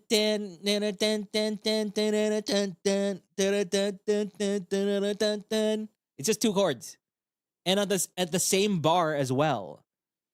So the other thing that I really needed to do was a ding ding ding ding ding ding. I need to do that. Now here's the thing. I did practice the chords. I know the chords for this. I actually wanted the chords to be shown on screen so I don't forget them. But then I realized like it's just the same bar. But that's more for Michiteiku later. But this is basically the chord that I need to play. It's around here where I'm holding the guitar. Now, however, the problem was I couldn't really hold the guitar properly. Because you can see my sleeve, right? My sleeve flares out in a circle around my hand. And if I held the guitar properly, then it would clip so bad into the bridge and it'll look awful. So I couldn't really do that. Yeah, clipping issues. So instead, my hand was a bit farther away. It was a bit more bent. It was more stretched. And I was really trying to do the movements, but it's a bit difficult. But yeah, that's one of the things you just can't do because of the outfit, because of clipping. But I tried to at least match the strums, at least, as well as the movement of playing the guitar, right? Because I do have experience actually playing a guitar. This also has a strap, by the way, but we can't have a strap in the 3D scene because physics, it's complicated. But this guitar also had a strap around me. I even asked right? Can I like throw the guitar around my body and make it turn, you know, kind of rotate around my body back to my arms? Because I do that. I did do that before. You know, when I was peak band rock starring, when I was in high school, I do that. But they were like, no, you might break the prop. You might break the prop. So, okay, I guess not. Mm-hmm. Now, even the mic here was a bit complicated. Even the mic here, you couldn't really hold the mic like actually hold it. There's a specific place only where you can hold the mic.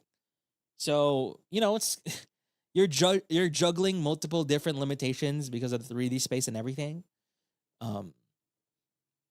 So this is the best I can come up with. Now, I really wanted to do the Taylor Swift guitar twirl. However, I realized really quickly that this song is 100% vocal. There's a vocal going on for 100% of the song. So I couldn't do it. I couldn't just disengage from the mic and do the Taylor Swift twirl. Because Ado sings through all of it. Yeah, the fearless twirl, exactly. You can see my left hand, it's still moving as much as it can. Like changing chords.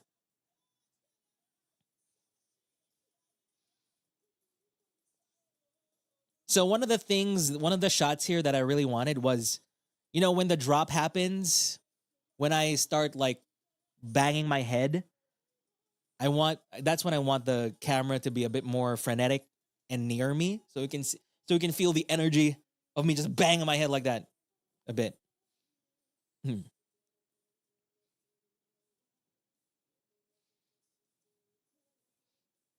Hmm.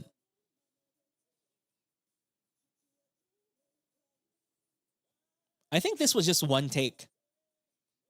Yeah, this was just one take because I was like, there's really nothing else I can do for the performance. Yeah, that one. That's the shot I really wanted. It's right there. The initial shot for this was just a wide shot, then the zoom out shot, then suddenly I had it change to be like when the drop happens, just zoom in. Just cut in actually. So you can feel the big change in the song. Ooh. Yes, it's really cool.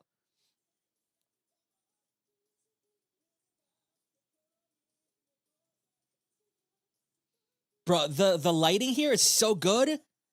The golden lighting, my God. They thought of that. I didn't even think of that. They just added that on their own.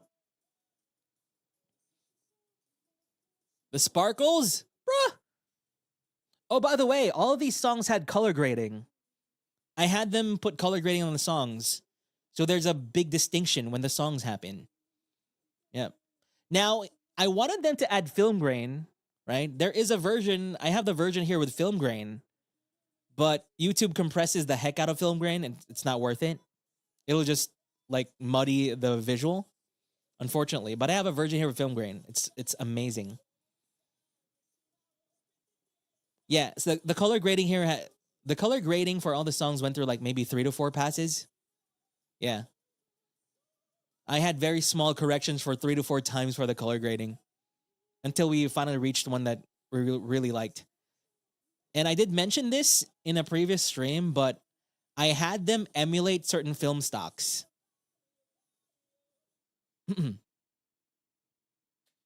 Yeah, I had them emulate film stocks.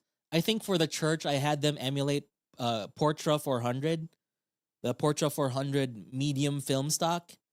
Then for the outside shot, I had them emulate the Cinestil 800T. And then the director is like, okay, I will do my research on these film stocks. And yeah, they did it with a bit more tweaks. That's why you can see a bit more. That's why when you're in with the music inside the church, you can see a little bit of tinge of greenish blue in a way. And I think that's a Portra 400 thing. Right. Because I really wanted the music to be to feel and look different from the usual 3D stuff. I wanted to be more cinematic in a way. So, and they did it. They cooked. Low poly puppet. See, as you can see here, the contrast is gone because this is like regular 3D stuff. It's no longer the song, right? So this moment here, so what's going on here, right? So why was it value? Why did I choose value for the song? Because I saw a translation here that it's about pushing through and learning self-love, right?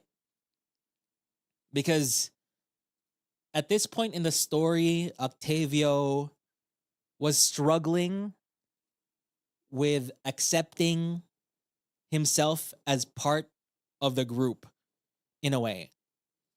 And I can't really spoil anything, but it has to do with Gerard T-Rex. Hey, Ruse, thank you for the raid. Thank you. Thank you. Like, at this point, Octavio really wants to just be part of the group and immerse himself. And so that's why he sang Value, because it's about learning self-love, accepting himself to be part of this group. However, after the song, he gets intrusive thoughts again about something that I can't really tell you right now. But it has to do with Gerard. And so he calls Gerard Puppet in here. Now, the idea here of the scene was gonna push Gerard to crash into the altar in a way and destroy him and destroy the puppet, right? So you can imagine the scene be like, he pushes into, and the altar like breaks in the middle and crashes. You can see wood splinters and all that. However, there is symbolism here. There is symbolism here where I did push him, but instead of it pushing him, I kind of just pushed myself away instead. So it's kind of like I did want to do it, but I couldn't. In a symbolism way, not because I'm weak, right? And now, of course, I didn't actually fall into water, right? This is also symbolism that kind of cements that thing. I go into my inner world, so to speak.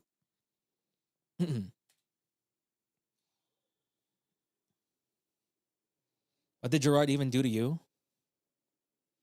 I don't even know. I'm only assuming something. But that's for lore for another day. That's lore for another day.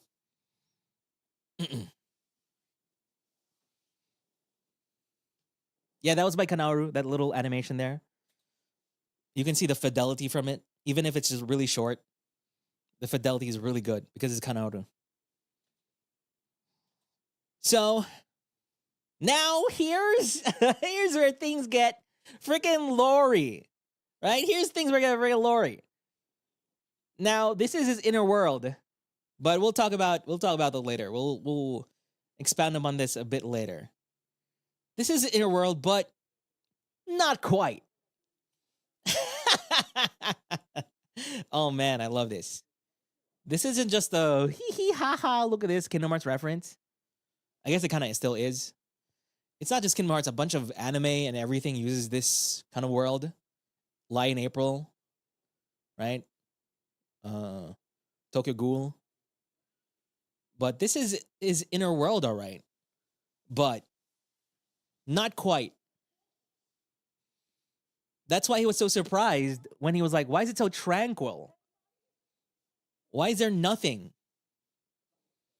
This part of Octavio is the calmness in his heart that comes from somewhere. Thank you for the 5 gifted memberships. Thank you. Random fan Crone? Cronewitch. Thank you. This is the calmness, the tranquility, and the kindness somewhere in his heart. Somewhere. It comes from somewhere as well. Why is it empty? It comes from somewhere. T4VP. T4VP.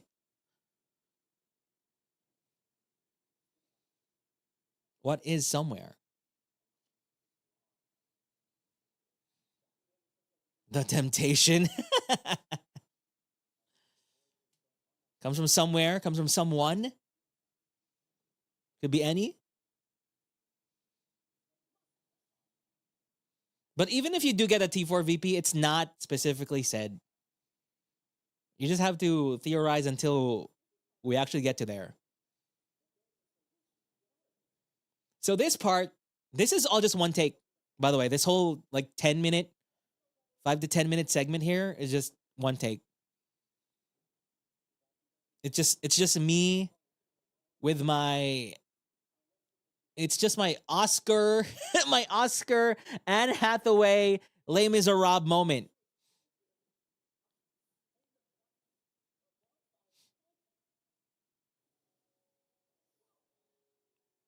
This has the most ad-libs so far. Yeah. Most ad-libs so far.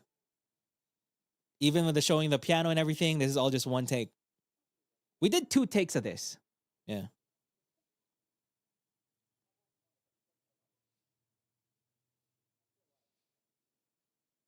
Up to the beginning of the song. It's all just one take. Piano tiles.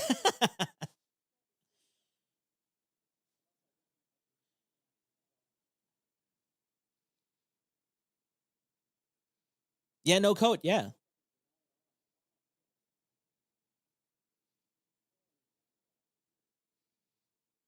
And I feel like I have more control over my body at this point. Because this was later in the day. I already know what to do, in a way. Oh, I don't know if you've ever noticed, but do you see how wide his stance is? That's one of the things that I just couldn't change. You know, look at him.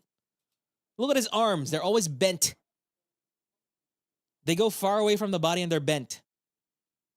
And I think that's because of the coat, you know? So the coat is kind of wider, so to speak, with the physics of it. Can't really change that. I wish I could have like had my arms straightened a bit more. But and also because of the notebooks on both sides of my hips, you know, so it doesn't clip. That's why. So he's always in an alpha stance.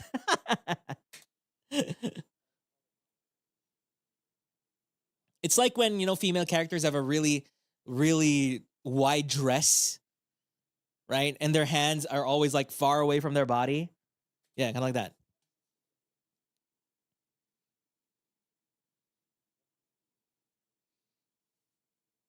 Yeah, it does fit. Like, I love the silhouette of it because of that. Loner alpha moments.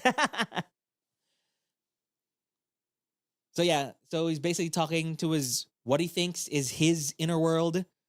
It's his inner world, but, you know, there's nuance there. Oh, this is the actual keyboard. This is the actual keyboard. Now, here's the thing. I wanted them to print a paper of the chords. I wanted them to print a paper of the chords in front of me so I can see the chords. Right?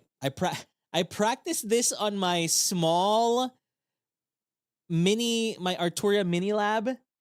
I couldn't really actually practice both hands at the same time. I just practiced one hand, right? And then the left hand as well. However, I couldn't really practice like the little runs and stuff, like the more detailed part of the piano, because that's a bit more complicated for me. Instead, I just practiced the chords. And so I was able to press the actual chords of this. Now, this isn't an actual piano in the studio. This is a keyboard. This is a keyboard on a table with a bunch of boxes, you know, to put it at the exact height that the 3D model is in. Yep, it says anarchy. Wow, someone noticed. Anarchy.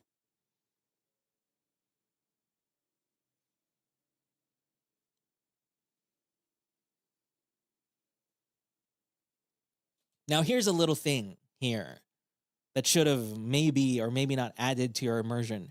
Now the keyboard they gave me didn't have a pedal. Didn't have a piano pedal.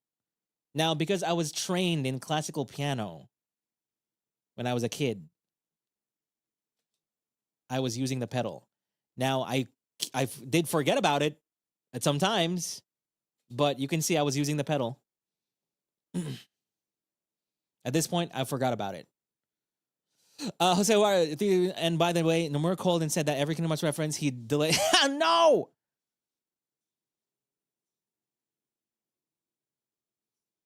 You have to improvise, yeah. I'm not actually playing the piano. Like, the sound isn't coming out of the piano, of course, but I am playing the keys on the piano itself, right?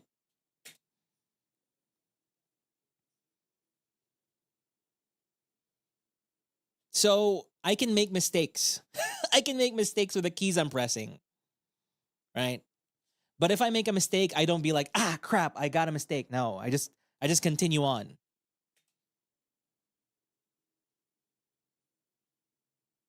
See? I move my foot. See?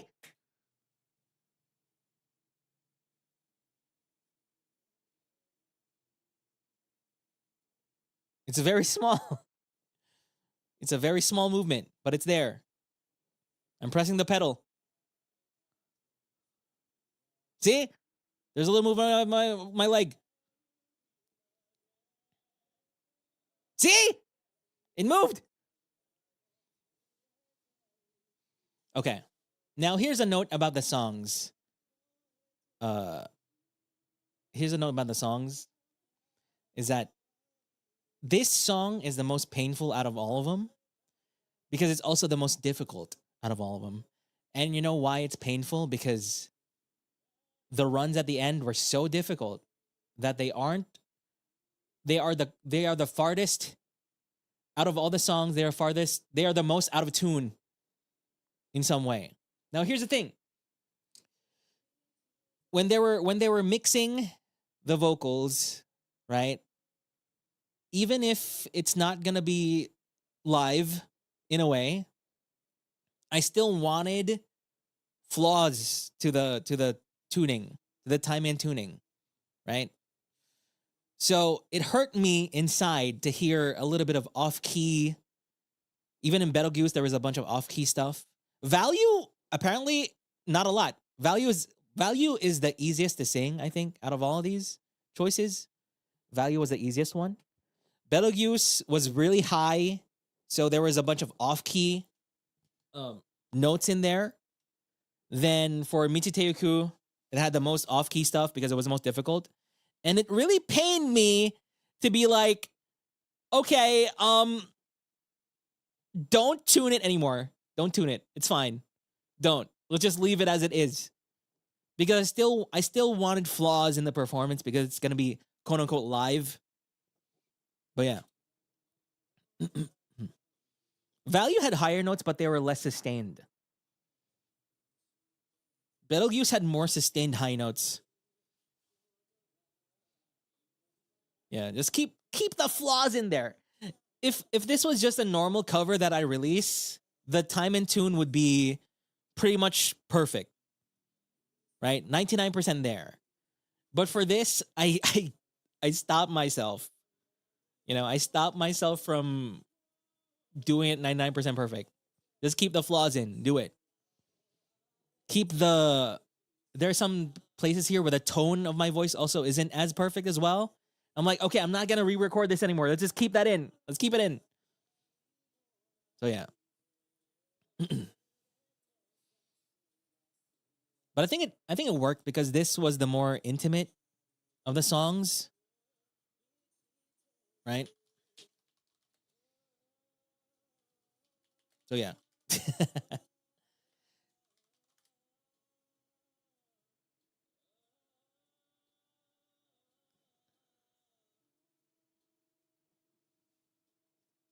You feel vulnerable with the off key.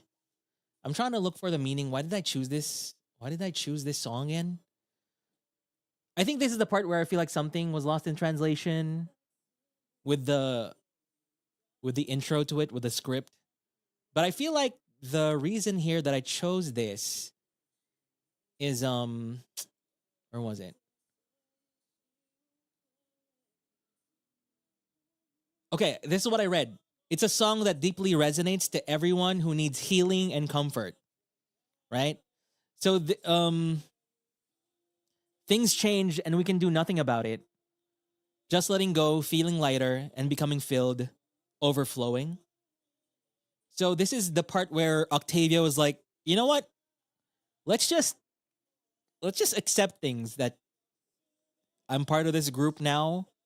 There's no need to be all to keep thinking about these intrusive thoughts that bother him, and just let it overflow. Just let the feelings overflow. Let the feelings be, you know, the fun, the friendship flow in a way. Just let go of these heavy feelings so it can feel lighter, right?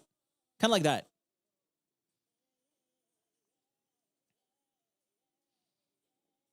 Let it flow, bro. Exactly. Let it flow, bro. Troxy! But pretend made in time for the rainbow. Congrats again for 3. Totally not the best, most well-produced, lovingly detailed. The only rebellion leader with an akasupa. Wow. The only place you'll see a rebellion leader with an akasupa. Thank you. Thank you. I will humbly accept your akasupa for your quote-unquote rebellion. But thank you.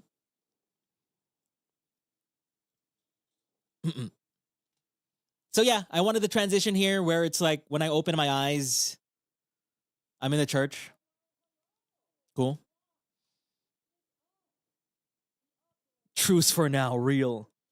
So now we're here at the typical thing you see in a 3D showcase where you show off the stage and you show off the model and you show off the mascot and stuff like that. I kind of wanted to do this live, but in the end, I was like, I don't think there's really much time to do much with this. So I just figured, let's just record this.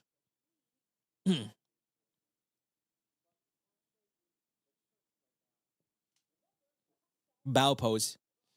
Yeah, I couldn't do the ball sign, unfortunately, because whenever I did the ball sign, right, the hands would just not connect. The hands would just not go next to each other. I don't know why. Some limitation with the body, but I just couldn't. So instead, I opted for the the balls on the side of my head instead. I don't know if you noticed, even during the Armis puppet one, the Armis puppet part, I clapped my hands actually, but they didn't oppose next to each other. They didn't touch each other. I was clapping air. But for some reason, during the Fujikaze performance, I was able to clap. So I don't know. Yes, this is the Church of O. Yes, it is. Probably something with the calibration. Maybe we did a little calibration of the body or something. Maybe I did something wrong.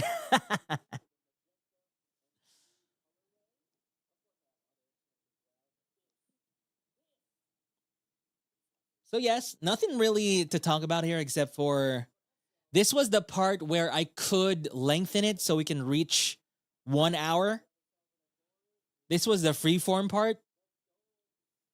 Anything goes. There wasn't a script for this. The camera was just responding to what I was saying. And it's crazy because here's what's going on here. I'm talking, right? I'm talking. And then a translator is hearing me through their microphone. And they're translating in real time to the 3D team. And then the 3D team receives the translation. And then they respond to what I'm doing. Considering that there's a process like that, it's still pretty great. What happened? Mm-hmm. This is actually the second take. The first take, I forgot what happened with the first take, but the first take actually had Octavio in here. I actually talked like Octavio in the first take. And then Jelly Mane was like, I can't believe you put Octavio in the unused take. It's lost media now. Yep. It's lost media. Thank God it's gone. Why'd you need a translator? I mean, we were in Japan. Nyajime, thank you for gifted memberships. Thank you. Thank you. Thank you for removing him. No! Jelly Mane is a freaking Octavio truther. He was like, I can't believe you robbed the fans of Octavio by not including him in the final take.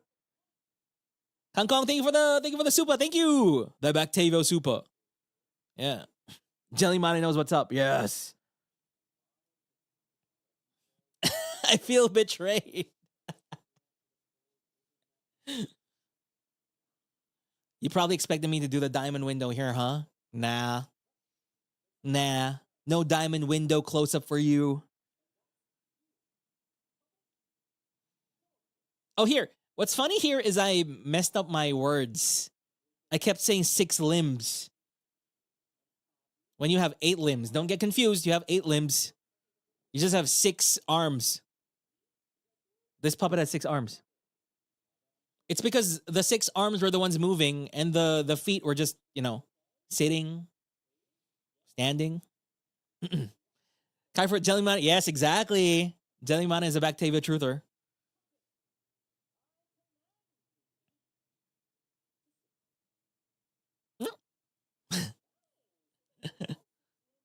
Puppets looks like your child, bro. They technically are. If you think about it. They're Pinocchio and I'm Geppetto. Damn. I also chose these expressions for puppet. But the main expression here that I really wanted was the crying expression. Yeah. Because the initial crying expression they showed me was the one with tears.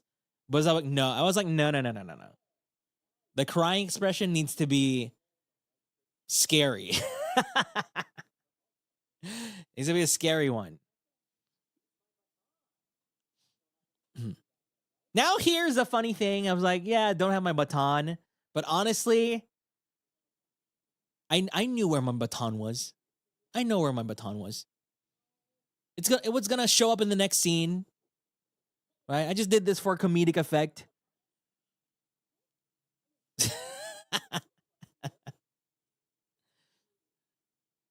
I just did this so I can chase after the puppet. Except for the fact that I was injured when I was here.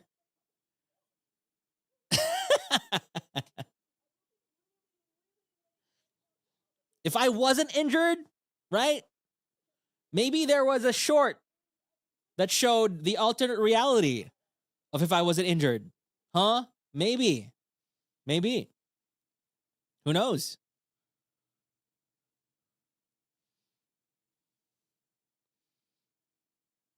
Okay. Yay. So we're finally at this part.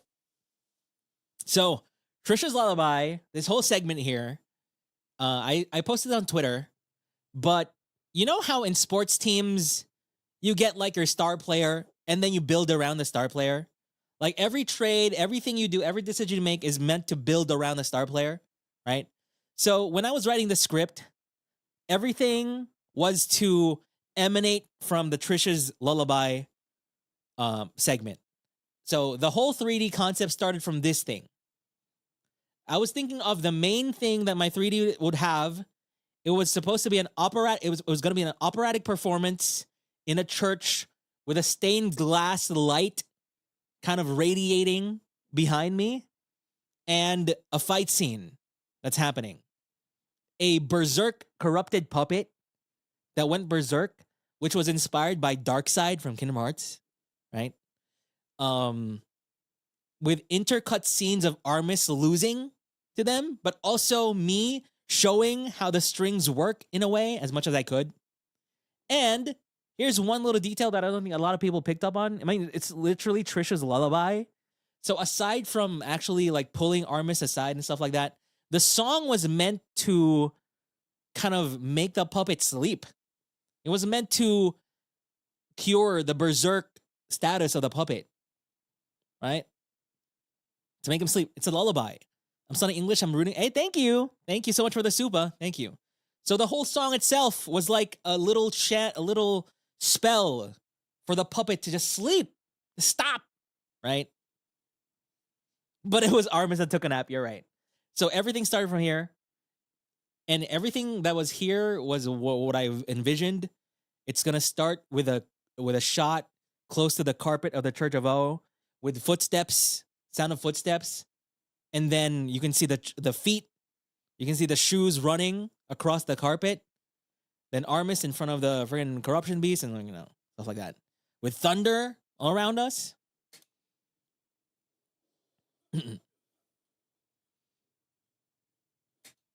And this is the whole theme of the 3D, which is finding friends. Which is finding friends. And the friends were Armis, right? So you go from the weird Armis puppets to not talking with no expressions on their face to suddenly be like, oh wait, it's them. It's actually them now. Whoa, right? Is there a reason behind the thunder? Because there's thunder too. Mostly for aura farming. Just aura farming. Yeah, aura farming.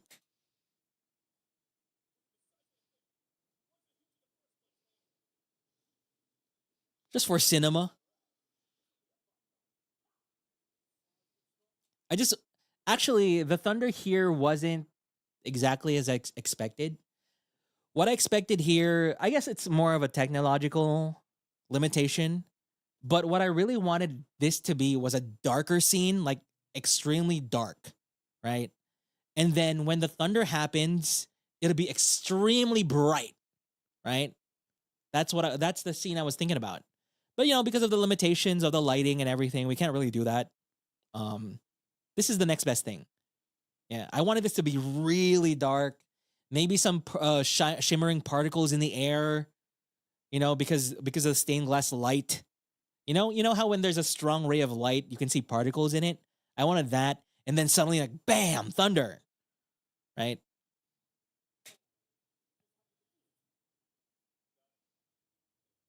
I mean lightning. Yeah, lightning.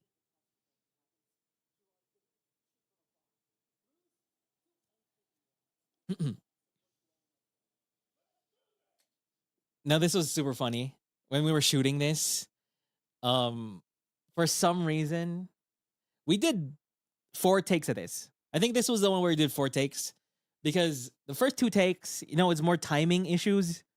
Like, because there was, before Ruse talks, you show the puppet before Ruse talks, right?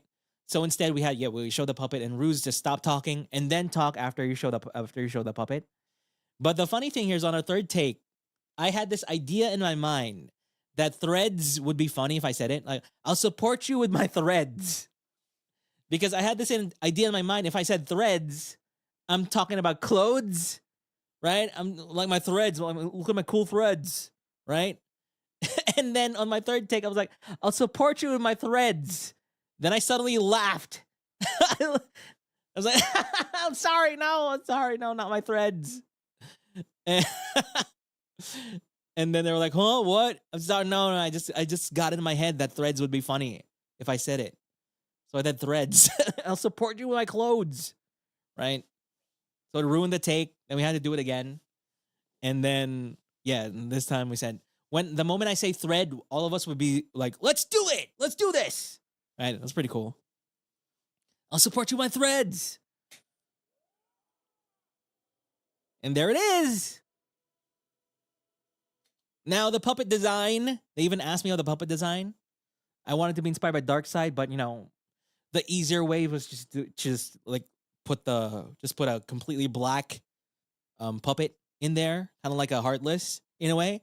and then take the mask of the corruption beast and put it on the puppet. You know, to kind of sell that the mask is, you know, that they're more than corrupted. They're super corrupted, right? You can see the mask on the corruption beast on the left. There's a place there, right? Oh yeah, the sound design for this was the freaking sound designer's work, right? They timed this. It's super nice. Really good.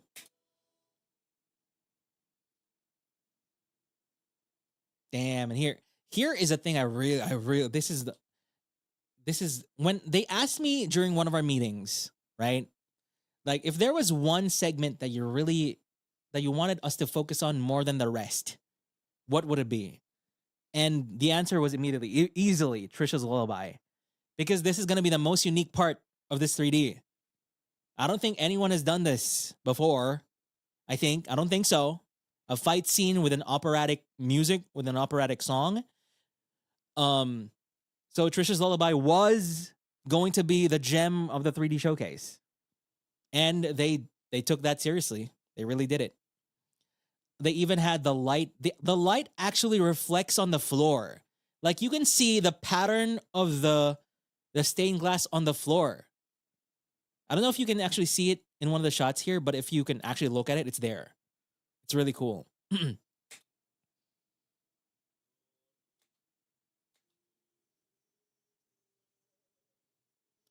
Now, I had two options for this. I had two choices for the song here. First was Trisha's Lullaby. Why was it Trisha's Lullaby? Because of the freaking thing about the Oni-san, Oni-chan, right? Well, it's not exactly for that scene. It's still from that anime, and it had that feel. You know, of the Chimera dog girl thing, right? And if you think about it, I talked about this before. The puppet is in some way kind of that way right now. This berserk corrupted puppet, right? You can imagine it being Octavio, right? Yeah, exactly. Is that why you kept saying the unease? Yes, because I saw these cuts now because we already did the cuts and stuff and the concepts. Yep. Oni-chan, maestro, right? Octavio. So the other choice here for the song was gonna be Somnus Nemoris. Again, it's all about sleep. It's about sleeping. A different vibe. You know, Somnus Nemoris from Final Fantasy Versus 13, Final Fantasy 15. Telus dormit tragedia. That one would have been cool too. But I don't think we got the perms for it. But we got the perms for this one. And the lyrics for this, we needed the official lyrics for this. And Tokimane had to find a CD. Tokimane had to find an FMA Brotherhood CD to get the lyrics from the booklet. The actual lyrics, because we needed the official lyrics, not just the Genius lyrics, not just lyrics from AZ lyrics. It needed to be official lyrics. Yeah.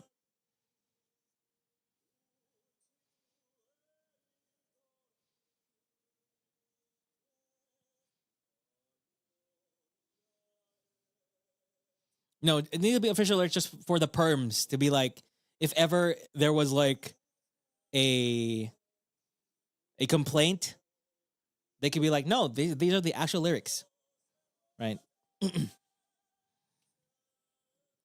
We can't just show Genius lyrics and it's from here, right? It needs to be official.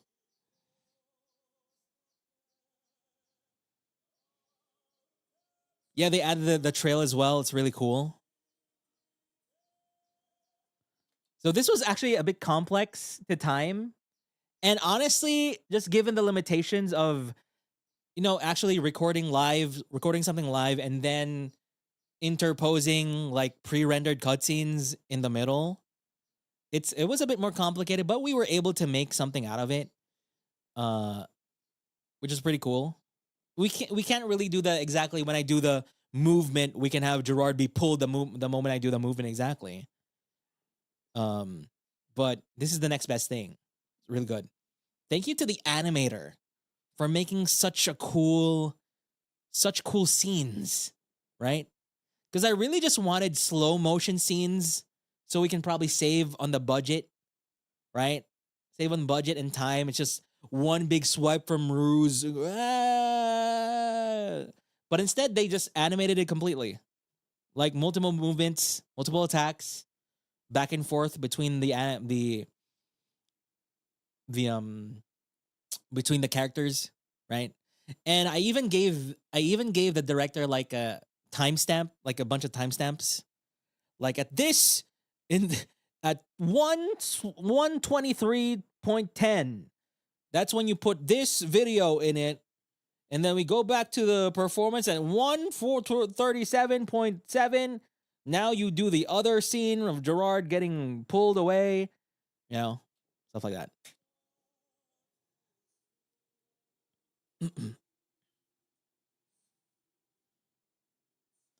Oh, there was a first take of this. The first take of this was a bit different because when I was practicing this at home, right, I didn't really have the visual of Octavio like moving with a song and stuff like that. It was just all in my head. And my first vision of this was faster. I didn't do slow movements like this when I was practicing. I instead was doing more dun, dun, dun, dun, dun. I was moving every other word or something. But then when I saw the first take, I was like, this kind of sucks. This kind of sucks. I keep moving. The song is super slow and methodical, but I just keep twirling around and moving stuff like that. And I was like, yeah, I was actually kind of like conducting. Like my movements are more on beat, so to speak. Every beat of the song, I was like moving my arm and stuff like that. And for the second take, I was like, I'll do an alternate take of this. Let's see how it happens. And this is when I just really went slowly. Dormite, just one movement for the whole line. And it turned out way better.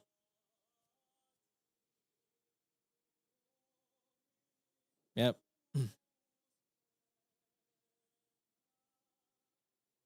That this is my favorite movement. I'm like, holy crap, bro. I did this? Where was it? Show it to me. This one coming up. Love it. Not this one. It's the one after this. Yeah. Ooh, that's so good. Even the shot. Oh my God. And it forms a infinity symbol, kind of. And then you end with the close arms at the front. Ooh. Woo. This guy cooked, bro. Now, this is a bit more difficult because it was an instrumental only. I was like, what am I supposed to do? Here we go. So for Ruse's part here, I basically strengthen his attack in a way. Ooh. Conflicted emotion. No, I told you guys just in the beginning of this is that it's a lullaby. So the song itself is affecting the puppet. So you can imagine that the puppet's movements are slowing. I'm giving Armis a better chance at fighting it because of the lullaby itself. This part is also really good. This part, oh my God. I wish I could have done more of this. Woo! Yes!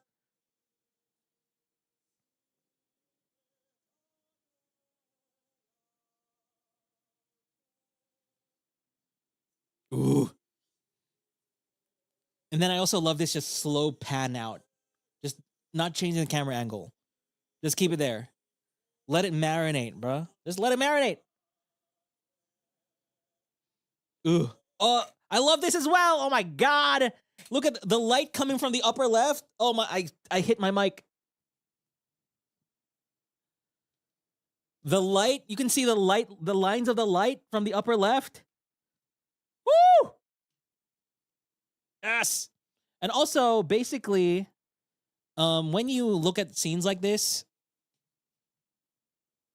you need to look at it as not like a real-time fight cutscene, right? This is mostly just movie magic, right?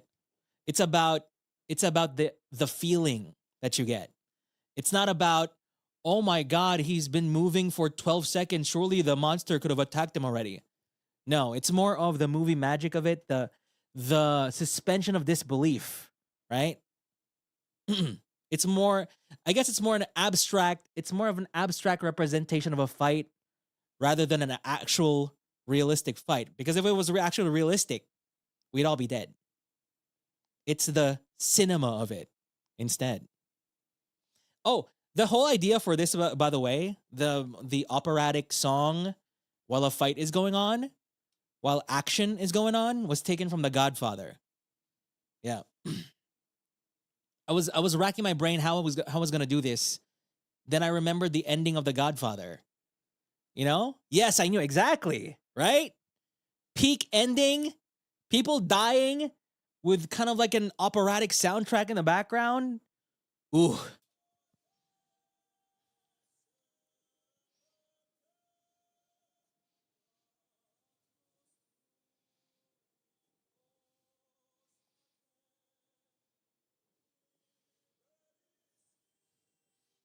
Although definitely the hardest thing about this scene is thinking about what Armis does anyway.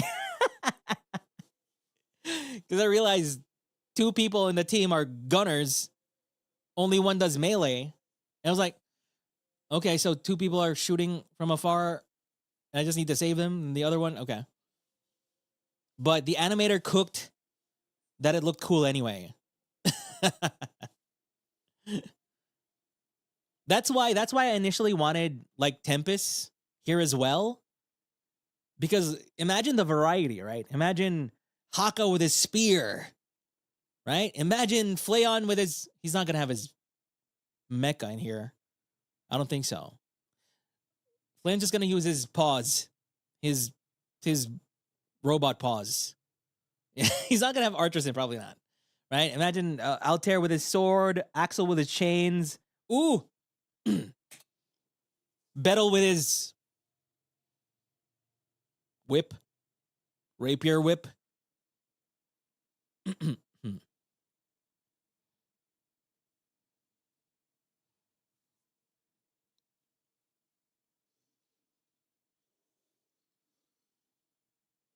Now this part is just anime anime logic.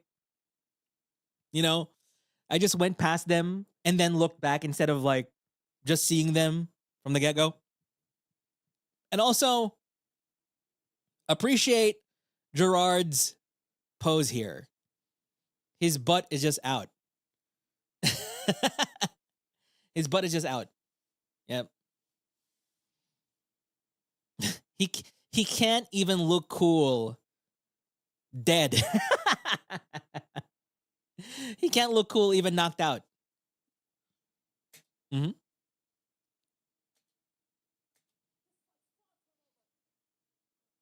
Oh, this scene. Now, when we were shooting this scene, we didn't have this animation. We didn't have the animation. I didn't know how it was going to look like. In fact, it was kind of glitching out when we shot this scene. And they basically just assured me that it's going to look really cool. And it did look cool. And then I looked at the notes. So there are some feedback notes to the team, to the sound designer and stuff like that. There was an Excel sheet of notes from even Mane-san's, I assume, and the director and stuff like that. And basically the whole direction for the sound design is that, okay, this is a cool scene. Please make it sound really cool. And they did. You know, it suddenly changes to this white freaking near ass looking place, like boom. Then you hear the crunchy, like kind of like reality is breaking. Then suddenly the change, right? Yeah, they're just, please make it cool. Cool as heck. Now, one thing that I wish could have been more clear here is the platform actually goes up into the air. But we'd sacrifice the whole turnaround shot if we do that. But it does go up. You can see. right? The trees give way to the metropolis in the distance. Look at this. There, right? So the platform actually goes up until it becomes almost level with the moon. Yeah.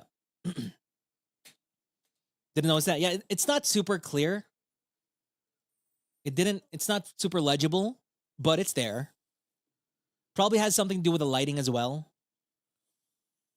So you start with the trees, right? You start with a tree line, and then it goes up to show the metropolis.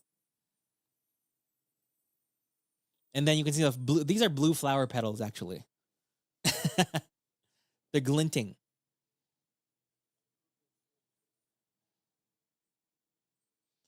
And this is the part where I asked. This is where we had a shot of this without the wind. And I was like, can we have wind in here? And then they added wind. Yep. Yeah, blue flowers, exactly. This shot is really good too. Good thing they didn't show Gerard's butt. Maybe they still should have showed Gerard's butt here. But this is a really cool shot, especially with the wind. You can see the coat behind me and everything. Woo! Thank you for the wind. Now, we had a mic. The mic here is connected, to our, it's a lapel mic-ish. It's an idle mic, or it's near our cheek in a way, right? And I was super happy about that because that means I could speak quieter. I can speak quiet and it'll still register in the mic, and they can mix it, right? So I can really have loud moments and soft moments. And for this part, I feel like I could have done it more intense. But yes, this is a final battle, let's go! But I opted for a more muted performance of it. And I think even the director and the people were like, oh, is that really how you're going to talk? Like just that low? I was like, yep. Just keep it like that. Yep.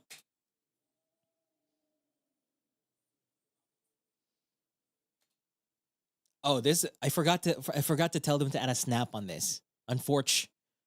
But what can you do? There was supposed to be a snap here. Snap! Like a Switch, Nintendo Switch. Snap! So here's the thing here. Now you're probably wondering, what the heck is this? Another thing that wasn't super registered is that the puppet was actually approaching. Where was it? They were approaching here. See, they were approaching. It's not super clear. So as they were approaching, I snapped, and with strings, strings again with limitations of the engine and stuff like that. That's the best representation of like the puppet being held back with strings. That's the whole idea of it, right? It just stopped there. String magic.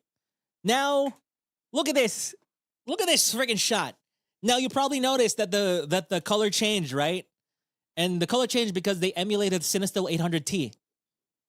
They emulated Cinestill 800T, which has the halation around brightly exposed lights. So the lights here at the top, the kind of aurora borealis thing, right? They have a red halation to it, so it's pretty cool. Though the halation wasn't applied to the blue petals. I guess that's just a little limitation of the effect, right? But still, it's pretty cool. Now, you can see this as the aurora borealis as well, but you can also see this as strings.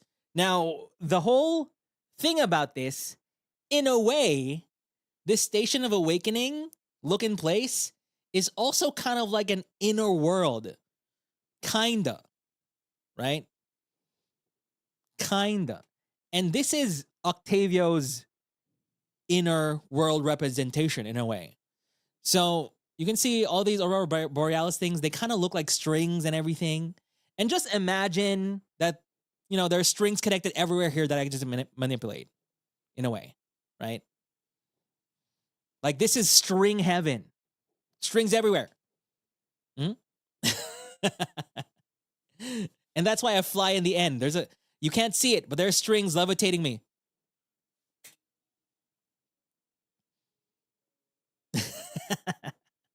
He's the Bingdom Bart.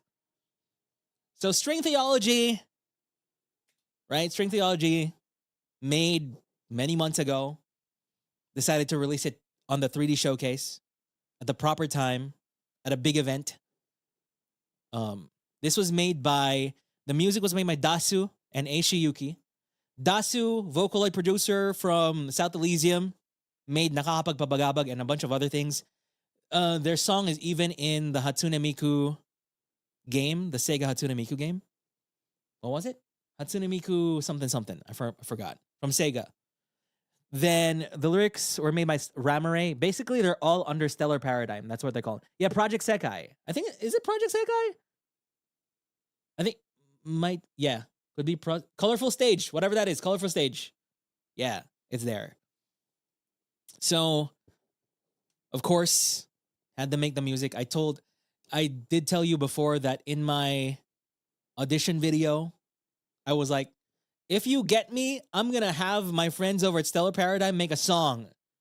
Make an original song. A song which has a different flavor from a lot of original songs that you already have. Cover Corporation. You know, just because we're from South Elysium, we have different experiences and everything, we can cook a song that doesn't sound like a bunch of things from before. Okay? And so I made it a reality. Thank you to Stellar Paradigm for cooking so much on this song. But also, thank you, 3D team, for making this shot look really good. With the moon and everything. Oh my God. Oh my God. Thank you. Thank you, choreographer, for making a fun choreography as well.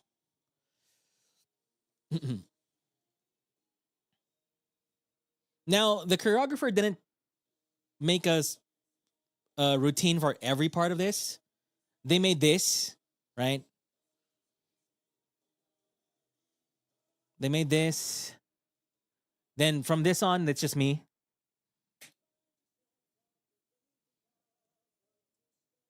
From this point on, it's just me.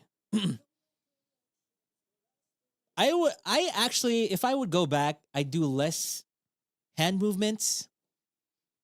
But I think it's pretty good already. What's with you on the moon, bro? The moon is round. Claire de Lune, bro.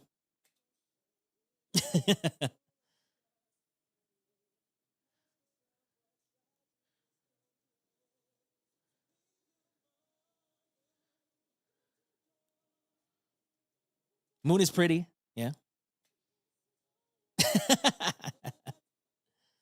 I love this shot. This is one of my favorite shots. Like, it's so good. Like, he's reaching out to string theology.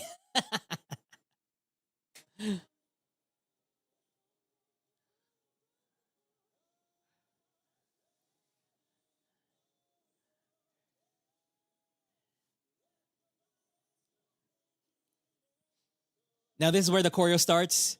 Here.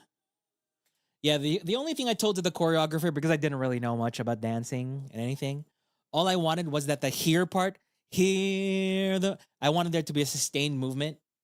And that's what they did. The little sustained movement at the beginning of a here. Hear the mallet. So you can really feel it. Oh, the cameraman cooked here. The swipe of the coat here is so good. When we were rewatching this cut, I could hear the cameraman like, ooh. Like, he was proud of himself, bro. He was proud of himself. I was proud of him too. Ooh, that's so cool.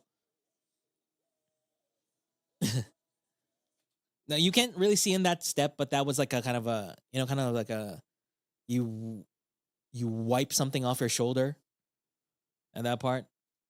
Or was it? That's what I realized. I think my sleeve is kind of obscuring a lot of small movements of my hand if it's far away. And that's just something I have to deal with.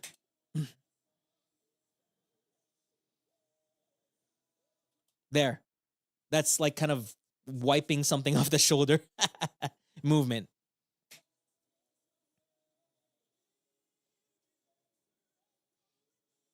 I actually did the wrong step here. If you look closely, you can see my head like doing being disappointed here. See? There's a little but then I just continued. So this is the second take. This is second take. And I told the 3D team that I don't have a third take in me. This last one is going to be it, because after this, if I do one more, I'm going to die. Right? I wasn't kidding. I was I can feel my heart beating. If I did one more, I'd undergo cardiac arrest. Love this part.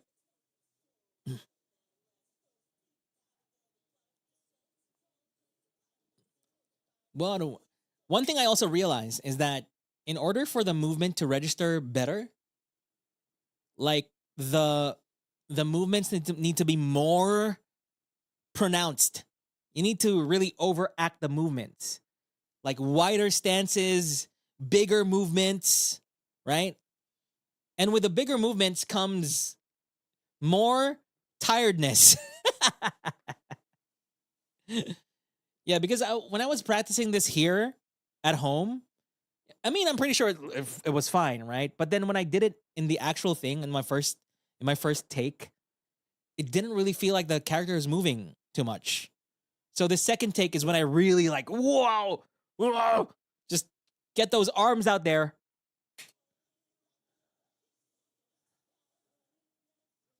I got something wrong here. You'll see. I wasn't able to do a step because I was tired. One. Oh. You see that? I missed a step. Left foot, no right. Left again.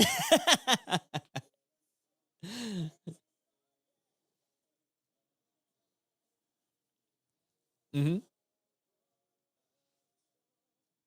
Oh, this is so good. Look at the stage. Ah. Okay, this no choreo here. This is all just improvised. Didn't notice until pointing out. That's why we're here. Every single detail we're going to talk about. Oh, here's the cool choreo part. Bam. I was like, really nail that timing, please. Bam.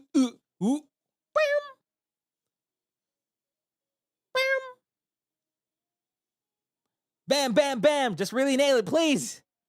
Bam, bam, bam. Bam, bam, bam. Love it. Love it.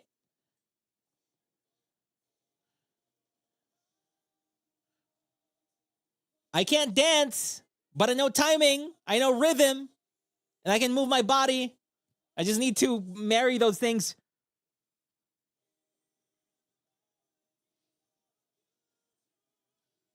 Woo.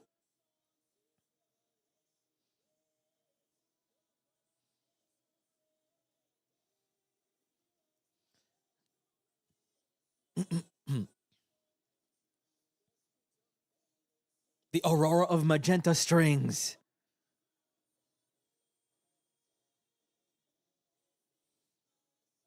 And don't leave.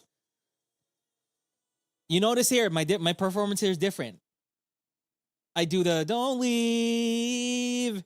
Meanwhile, in the actual version, it's just don't leave. Then the harmonies do the rest of it.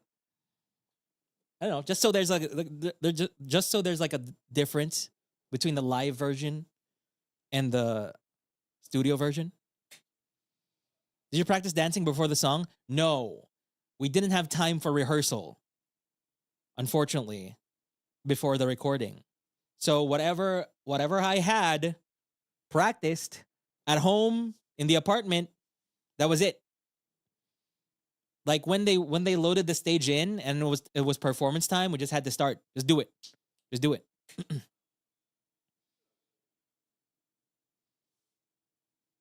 Now there was a first take of this. In the first take, right?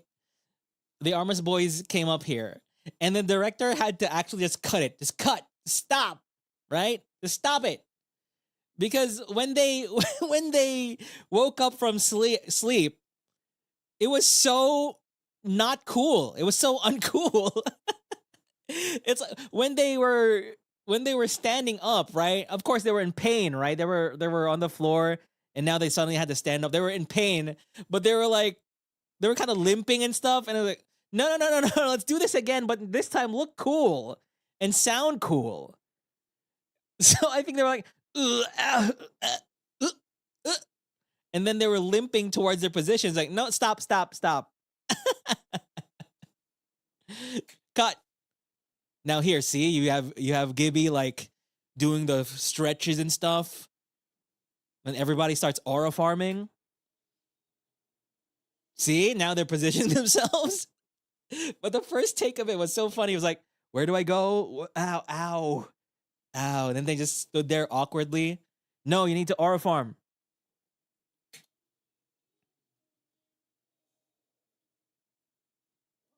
And here, flying.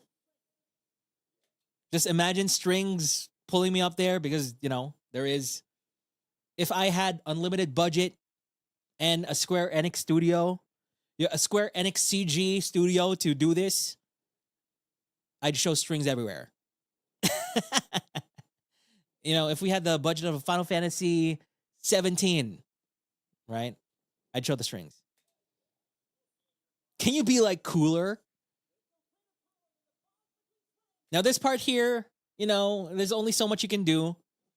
What I really wanted here was one more kind of like an all-out attack, so to speak.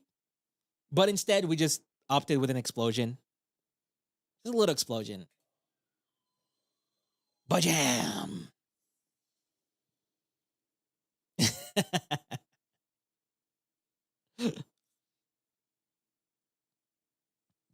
And a fade to white. Here, I was like, I feel kind of an asshole for doing this, but I was like, I want this scene to last for 4 seconds, please. Thank you. You just see the sparkle of the flower petals for 4 seconds. Thank you.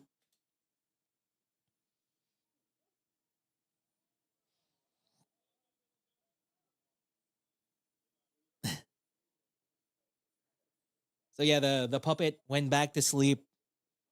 Now, in my mind, right, a puppet would go berserk if they come into contact with something from their past, from the life that they lived from before, right? That's why they can't. So, for example, when Octavio is going to missions, he takes into consideration, does the puppet have a history with the place we're going to? If they do, then we're not taking that puppet. We're taking someone else, right? But there's a rare occasion where, you don't know their whole life, right? But if they come into contact with, a little thing, a wedding ring that they had before, that's when they go berserk.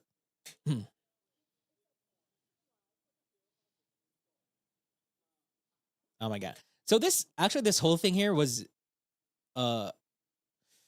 it was written, I wrote it in the script, but the way everything was delivered, was just Armis. It was how they wanted it to be delivered, right? Whatever it is, I'm like, yeah, just say these lines however you guys want, right? And they did it. So what happened, when you give Armis a direction like that, just do whatever you want.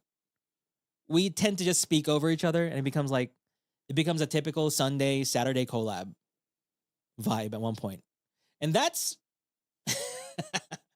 I'm not going to spoil anything, but our Armis 3D collab that's coming up is basically just a Saturday collab.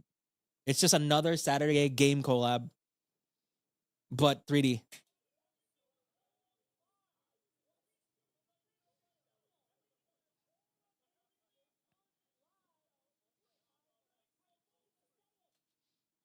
Now here the thing about the cringe thing and Ruse getting the axe out. This was all just like spontaneous on the day. It was all decided. Yes, we can do. We're doing this. You're cringe. In the moment, you're cringe. Then Rue suddenly says, all right, I've had enough of this. Axe out. Run.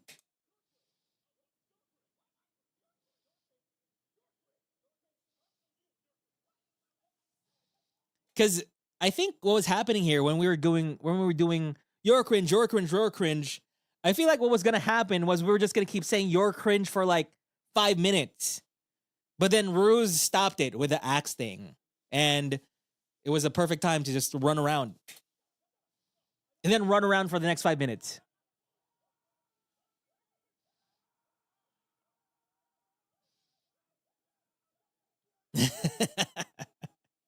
And he's the only one with a goddamn weapon.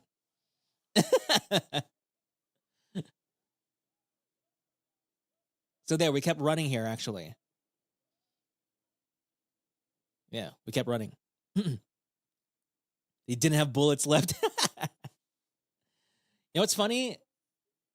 Gibby shot Lorraine more in my 3D than his own.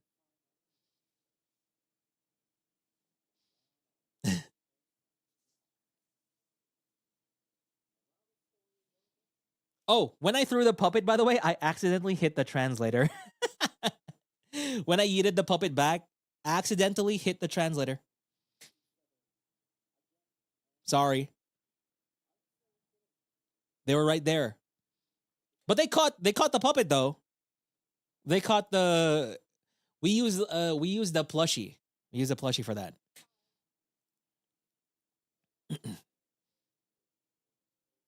And also, the puppet here that headbutted me was the translator. Yep. The translator was holding the puppet here. And she bonked me in the face. And there it is. The 3D showcase. Now this thing, you may notice the stained glass. They made me fly. They made me fly up next to the stained glass, like 100 feet into the air to be able to take this picture. And then I was just doing this motion over and over until we got it. I was just doing the infinity motion over and over for like, I don't know, maybe 3 minutes. Perfect. You did it. There it is. You did it.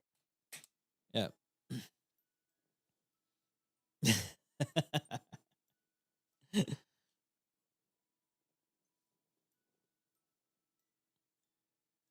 It's so good. Can we get the stained glass? Oh, that's a good idea, actually. Okay. My brain suddenly had an idea of cool merch. And that's it for the 3D. Wow. Damn. I'm sorry. I'm so fed up with my 3D already. I've seen it way too many times already. Like, oh my god. Make it stop. I even saw last night, I even saw Velocity react to it as well. I was like, oh my god, I need to watch it again. Then I'm gonna watch it again tomorrow on stream. But thank you for watching it for repeat times. I actually feel very flattered that a lot of people go back and watch it again. Because I feel like, Anasiu, thanks so much for the super chat sticker as well. Thank you. Because in my mind also, when I watch a 3D showcase, it sucks, but usually I only watch them once. I only usually watch them once. There are a few 3D showcases and stuff that I watch again. But the more I think about it, it kind of sucks if I just made a 3D showcase and people just watch it once and that's it, right? Because there was so much work and care put into it, so much hard work, and I'm flattered whenever somebody just comments and is like, damn, I watched this again. I'm here again. Oh, I watched it twice, thrice already, 5 times. So it's very flattering, and I'm really thankful for that. Thank you. Thank you for liking it as much as I do. And I'm happy for even just a moment that, in a way, we at Armis, in our own way for these 3Ds, gave a little bit more prestige to HOLOSTARS, right? And it's just one of the many things we're doing to help grow us HOLOSTARS so we can do more for you all. Hopefully we can get like a concert in the future and a bunch of all these things that you deserve. But these are all the little steps that we must take to make those a reality. So thank you for being here, even if we're not there yet, so to speak. Even if we're not like the biggest thing ever, thank you for still being here, right? And it's more enjoyable when you're here in the beginnings, right? When everything's still small. I mean, we're not small by any means, but you know, there's a lot more potential there. And hopefully I can contribute to that even more in the future now that I'm 3D. So that said, anybody who's having a 3D showcase, you can invite me, right? Just Pancake, thanks so much for the supa, the rose. Thank you. Thank you for the roses, actually.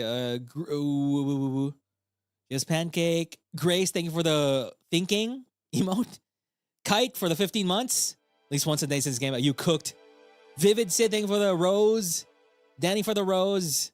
Grace, the sticker was meant to be a rose. God damn it. Thank you for the additional supa to correct it. Clark Concert Fund, thank you. Random from Chrome Witch, thank you. As well for the sticky. So we cooked a lot. Is there anything else you guys want to know? Any specific thing that I missed? Like, I was pretty sure I wanted to discuss everything, but maybe I missed something. Tripo, thank you for the rose as well. Thank you. Oh, the lyrics of the song, String Theology. Now, as with any song, right, there are multiple like meanings to it, depending on who you are, what your experiences is, and what you think the song is about. And they're all valid, right? Aizo, thank you for 15 months. Proud to have been here for so long already. Congratulations again on 3D debut. That is so well. Puppets, Lord Keepers as well. Thank you. I'm glad you're well fed. Thank you for 15 months. Iwashi for the rose as well. Shalom Bobo. 3D, this is why you're the GOAT. Thank you. In String Theology, was that Flame inspired by Flayon? No. No. I don't want to be mean, but I didn't think of anyone else when I made my song. When we made our song. We made the song. I only thought about myself. Choco Milty, thank you for the rose. Thank you. Ravia Garas, thank you for the 1 month. Is there going to be an a cappella version of String Theology? I'm currently asking for perms for it. So it's going to come sooner or later. Hopefully, we can get perms for it. You sang like Flayon would? No. Nope. Did not think of Flayon at all.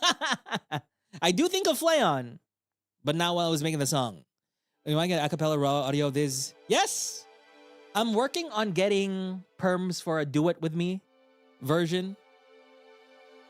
Rank the boys dancing. I'm number 1. I'm number 1, bro! Then everyone else is number 2. Kong Kong, thank you for the rose. Thank you. I'll see the Stars-EN. The Stars-EN, I'm number 1. Everyone else is number 2. Thank you. I'm just being honest. I'm sorry. Well, okay. Will the acapella version have the key change at the end? Yes. Truly. Oh yeah.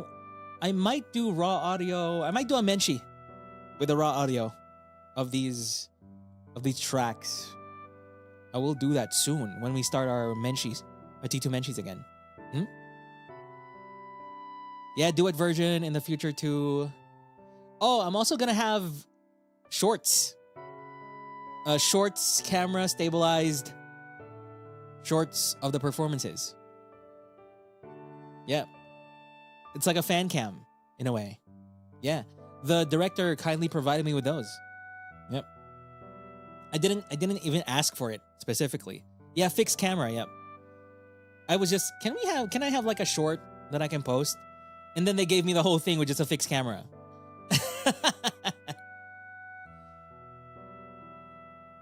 All the performances, 1 to 5. Yeah, it doesn't have the camera angles. Some of them still have some of the camera angles because we couldn't, because it's, it's just part of the file or something. But at least for the choreo parts, we have fixed camera angles, shorts, vertical versions of it. I'm just gonna upload them. I'm gonna trickle upload them in the next few days. Betelgeuse probably being the first one. Yep. So yeah, pretty cool. I was able to ask for a lot of stuff. I'm surprised. Because as far as I'm aware, we all have the same, like, I don't really know. I assume we all have the same budget. It's just that I just had a separate budget for my original song, right? I had a separate thing for my original song, and then I had my 3D budget, whatever, and I just combined them. So there it is. What about bloopers? Unfortunately, I don't think we have bloopers. I don't think so. I don't think they'll even let me have them. So that's mostly it for now. I'm currently working on my full body tracking. I just got a cable that I needed. And I am confident that maybe I can have something set up by my birthday, April 8th. I'm confident that we will get my first full body tracking stream on April 8th. So be there or be square. Yep. This space is enough for how much I'd like to compliment you, Octavio. Thank you, Keith. Thank you for 15 months. Also, I noticed a bunch of people have the profile pictures of the puppet. It's funny. I will hibernate until your birthday. Yeah, hopefully it's cool. Hopefully I can make it work. If not, then it's fine. Whatever. My plan is to have you in the Church of O once again. And we'll have much more freedom there. We can do whatever you want there. Right? We can see what's up. Pretty cool. Wahoo! I'm excited. I'm gonna work on that right now, actually. I just got the files in a way. I just got not really the files. I mean, I just got the files for the program. I downloaded the files. The one I'm gonna use the Mokopi with. I just downloaded that. I have it. I'm gonna mess with it. Then we'll see. If I don't get the Church of O, then I'll just do a green screen. I'll just do it on a green screen world or something. But we'll see. Yep. And yes, birthday's coming up. I cooked a lot for it. I'm sorry. A puppet stream is also coming up. Soon. Don't worry.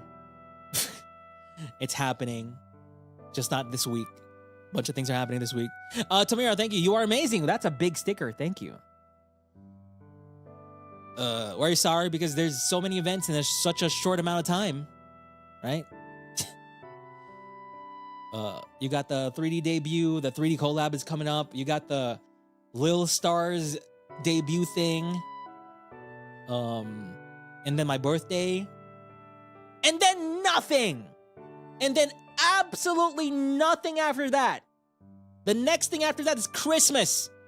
I assure you. Nope. There's nothing after that. There's nothing big, bombastic after that. No way. Right? I'm just gonna rest for the rest of the year until December. Surely there's nothing else. Right. Surely there's nothing else.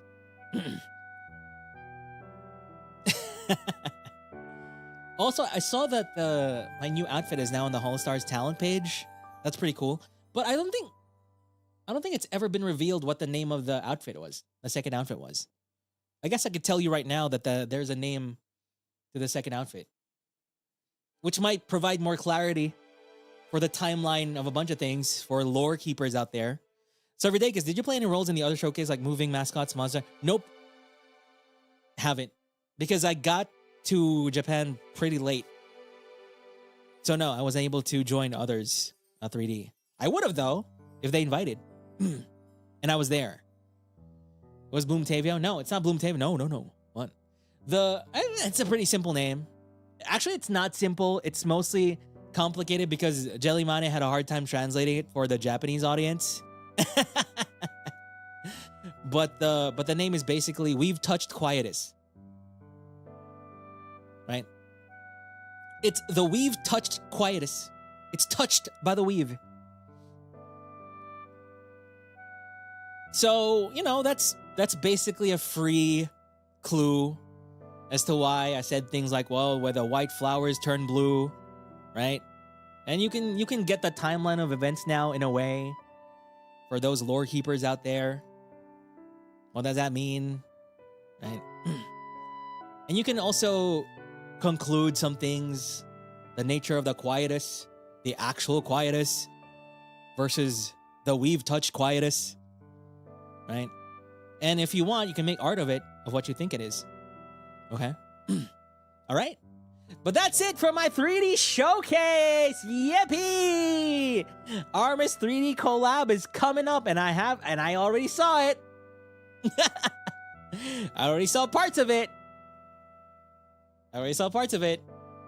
Peek incoming. Peek. I mean, I literally already saw it. I was literally in it. So I know it's gonna happen. I'm in it. Can you remind us when that is? Yeah, I'm gonna remind you when that is. So it's gonna be on.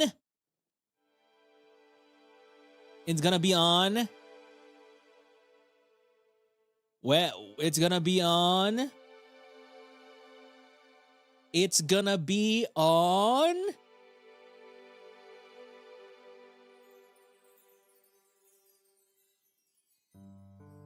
It's gonna be.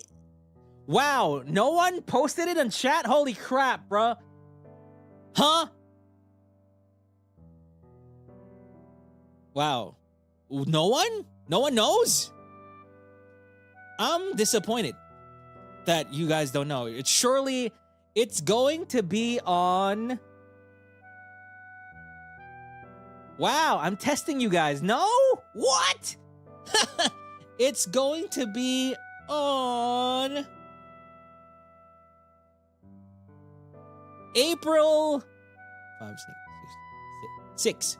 April 6th. JST. 12 p.m. JST. April 6th. So for JST, that's Sunday. I was testing you. The hell? Yeah. It's here on the No. It's here in my brain. It's in my brain. April 6th. 11 a.m. South Elysian time. 12 p.m. JST. Now, when is that in the other time zones?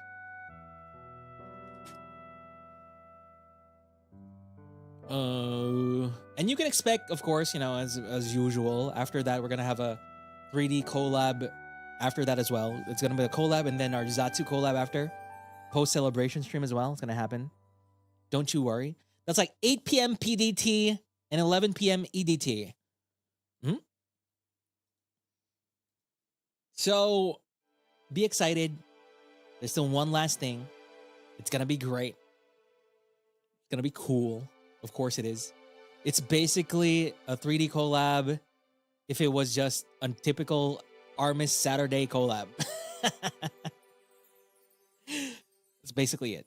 You can imagine what it is now, right? Take our usual Armis Saturday collabs, put it in a 3D collab. There it is.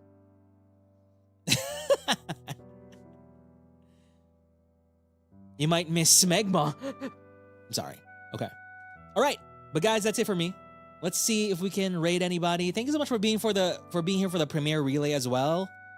That was fun. Pretty cool.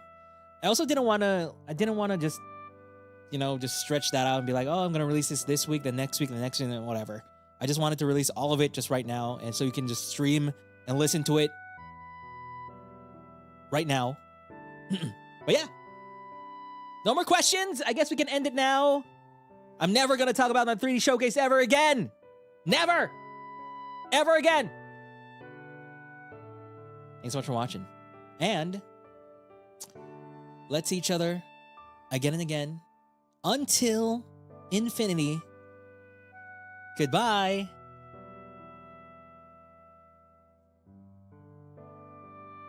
Just kidding, let me control you.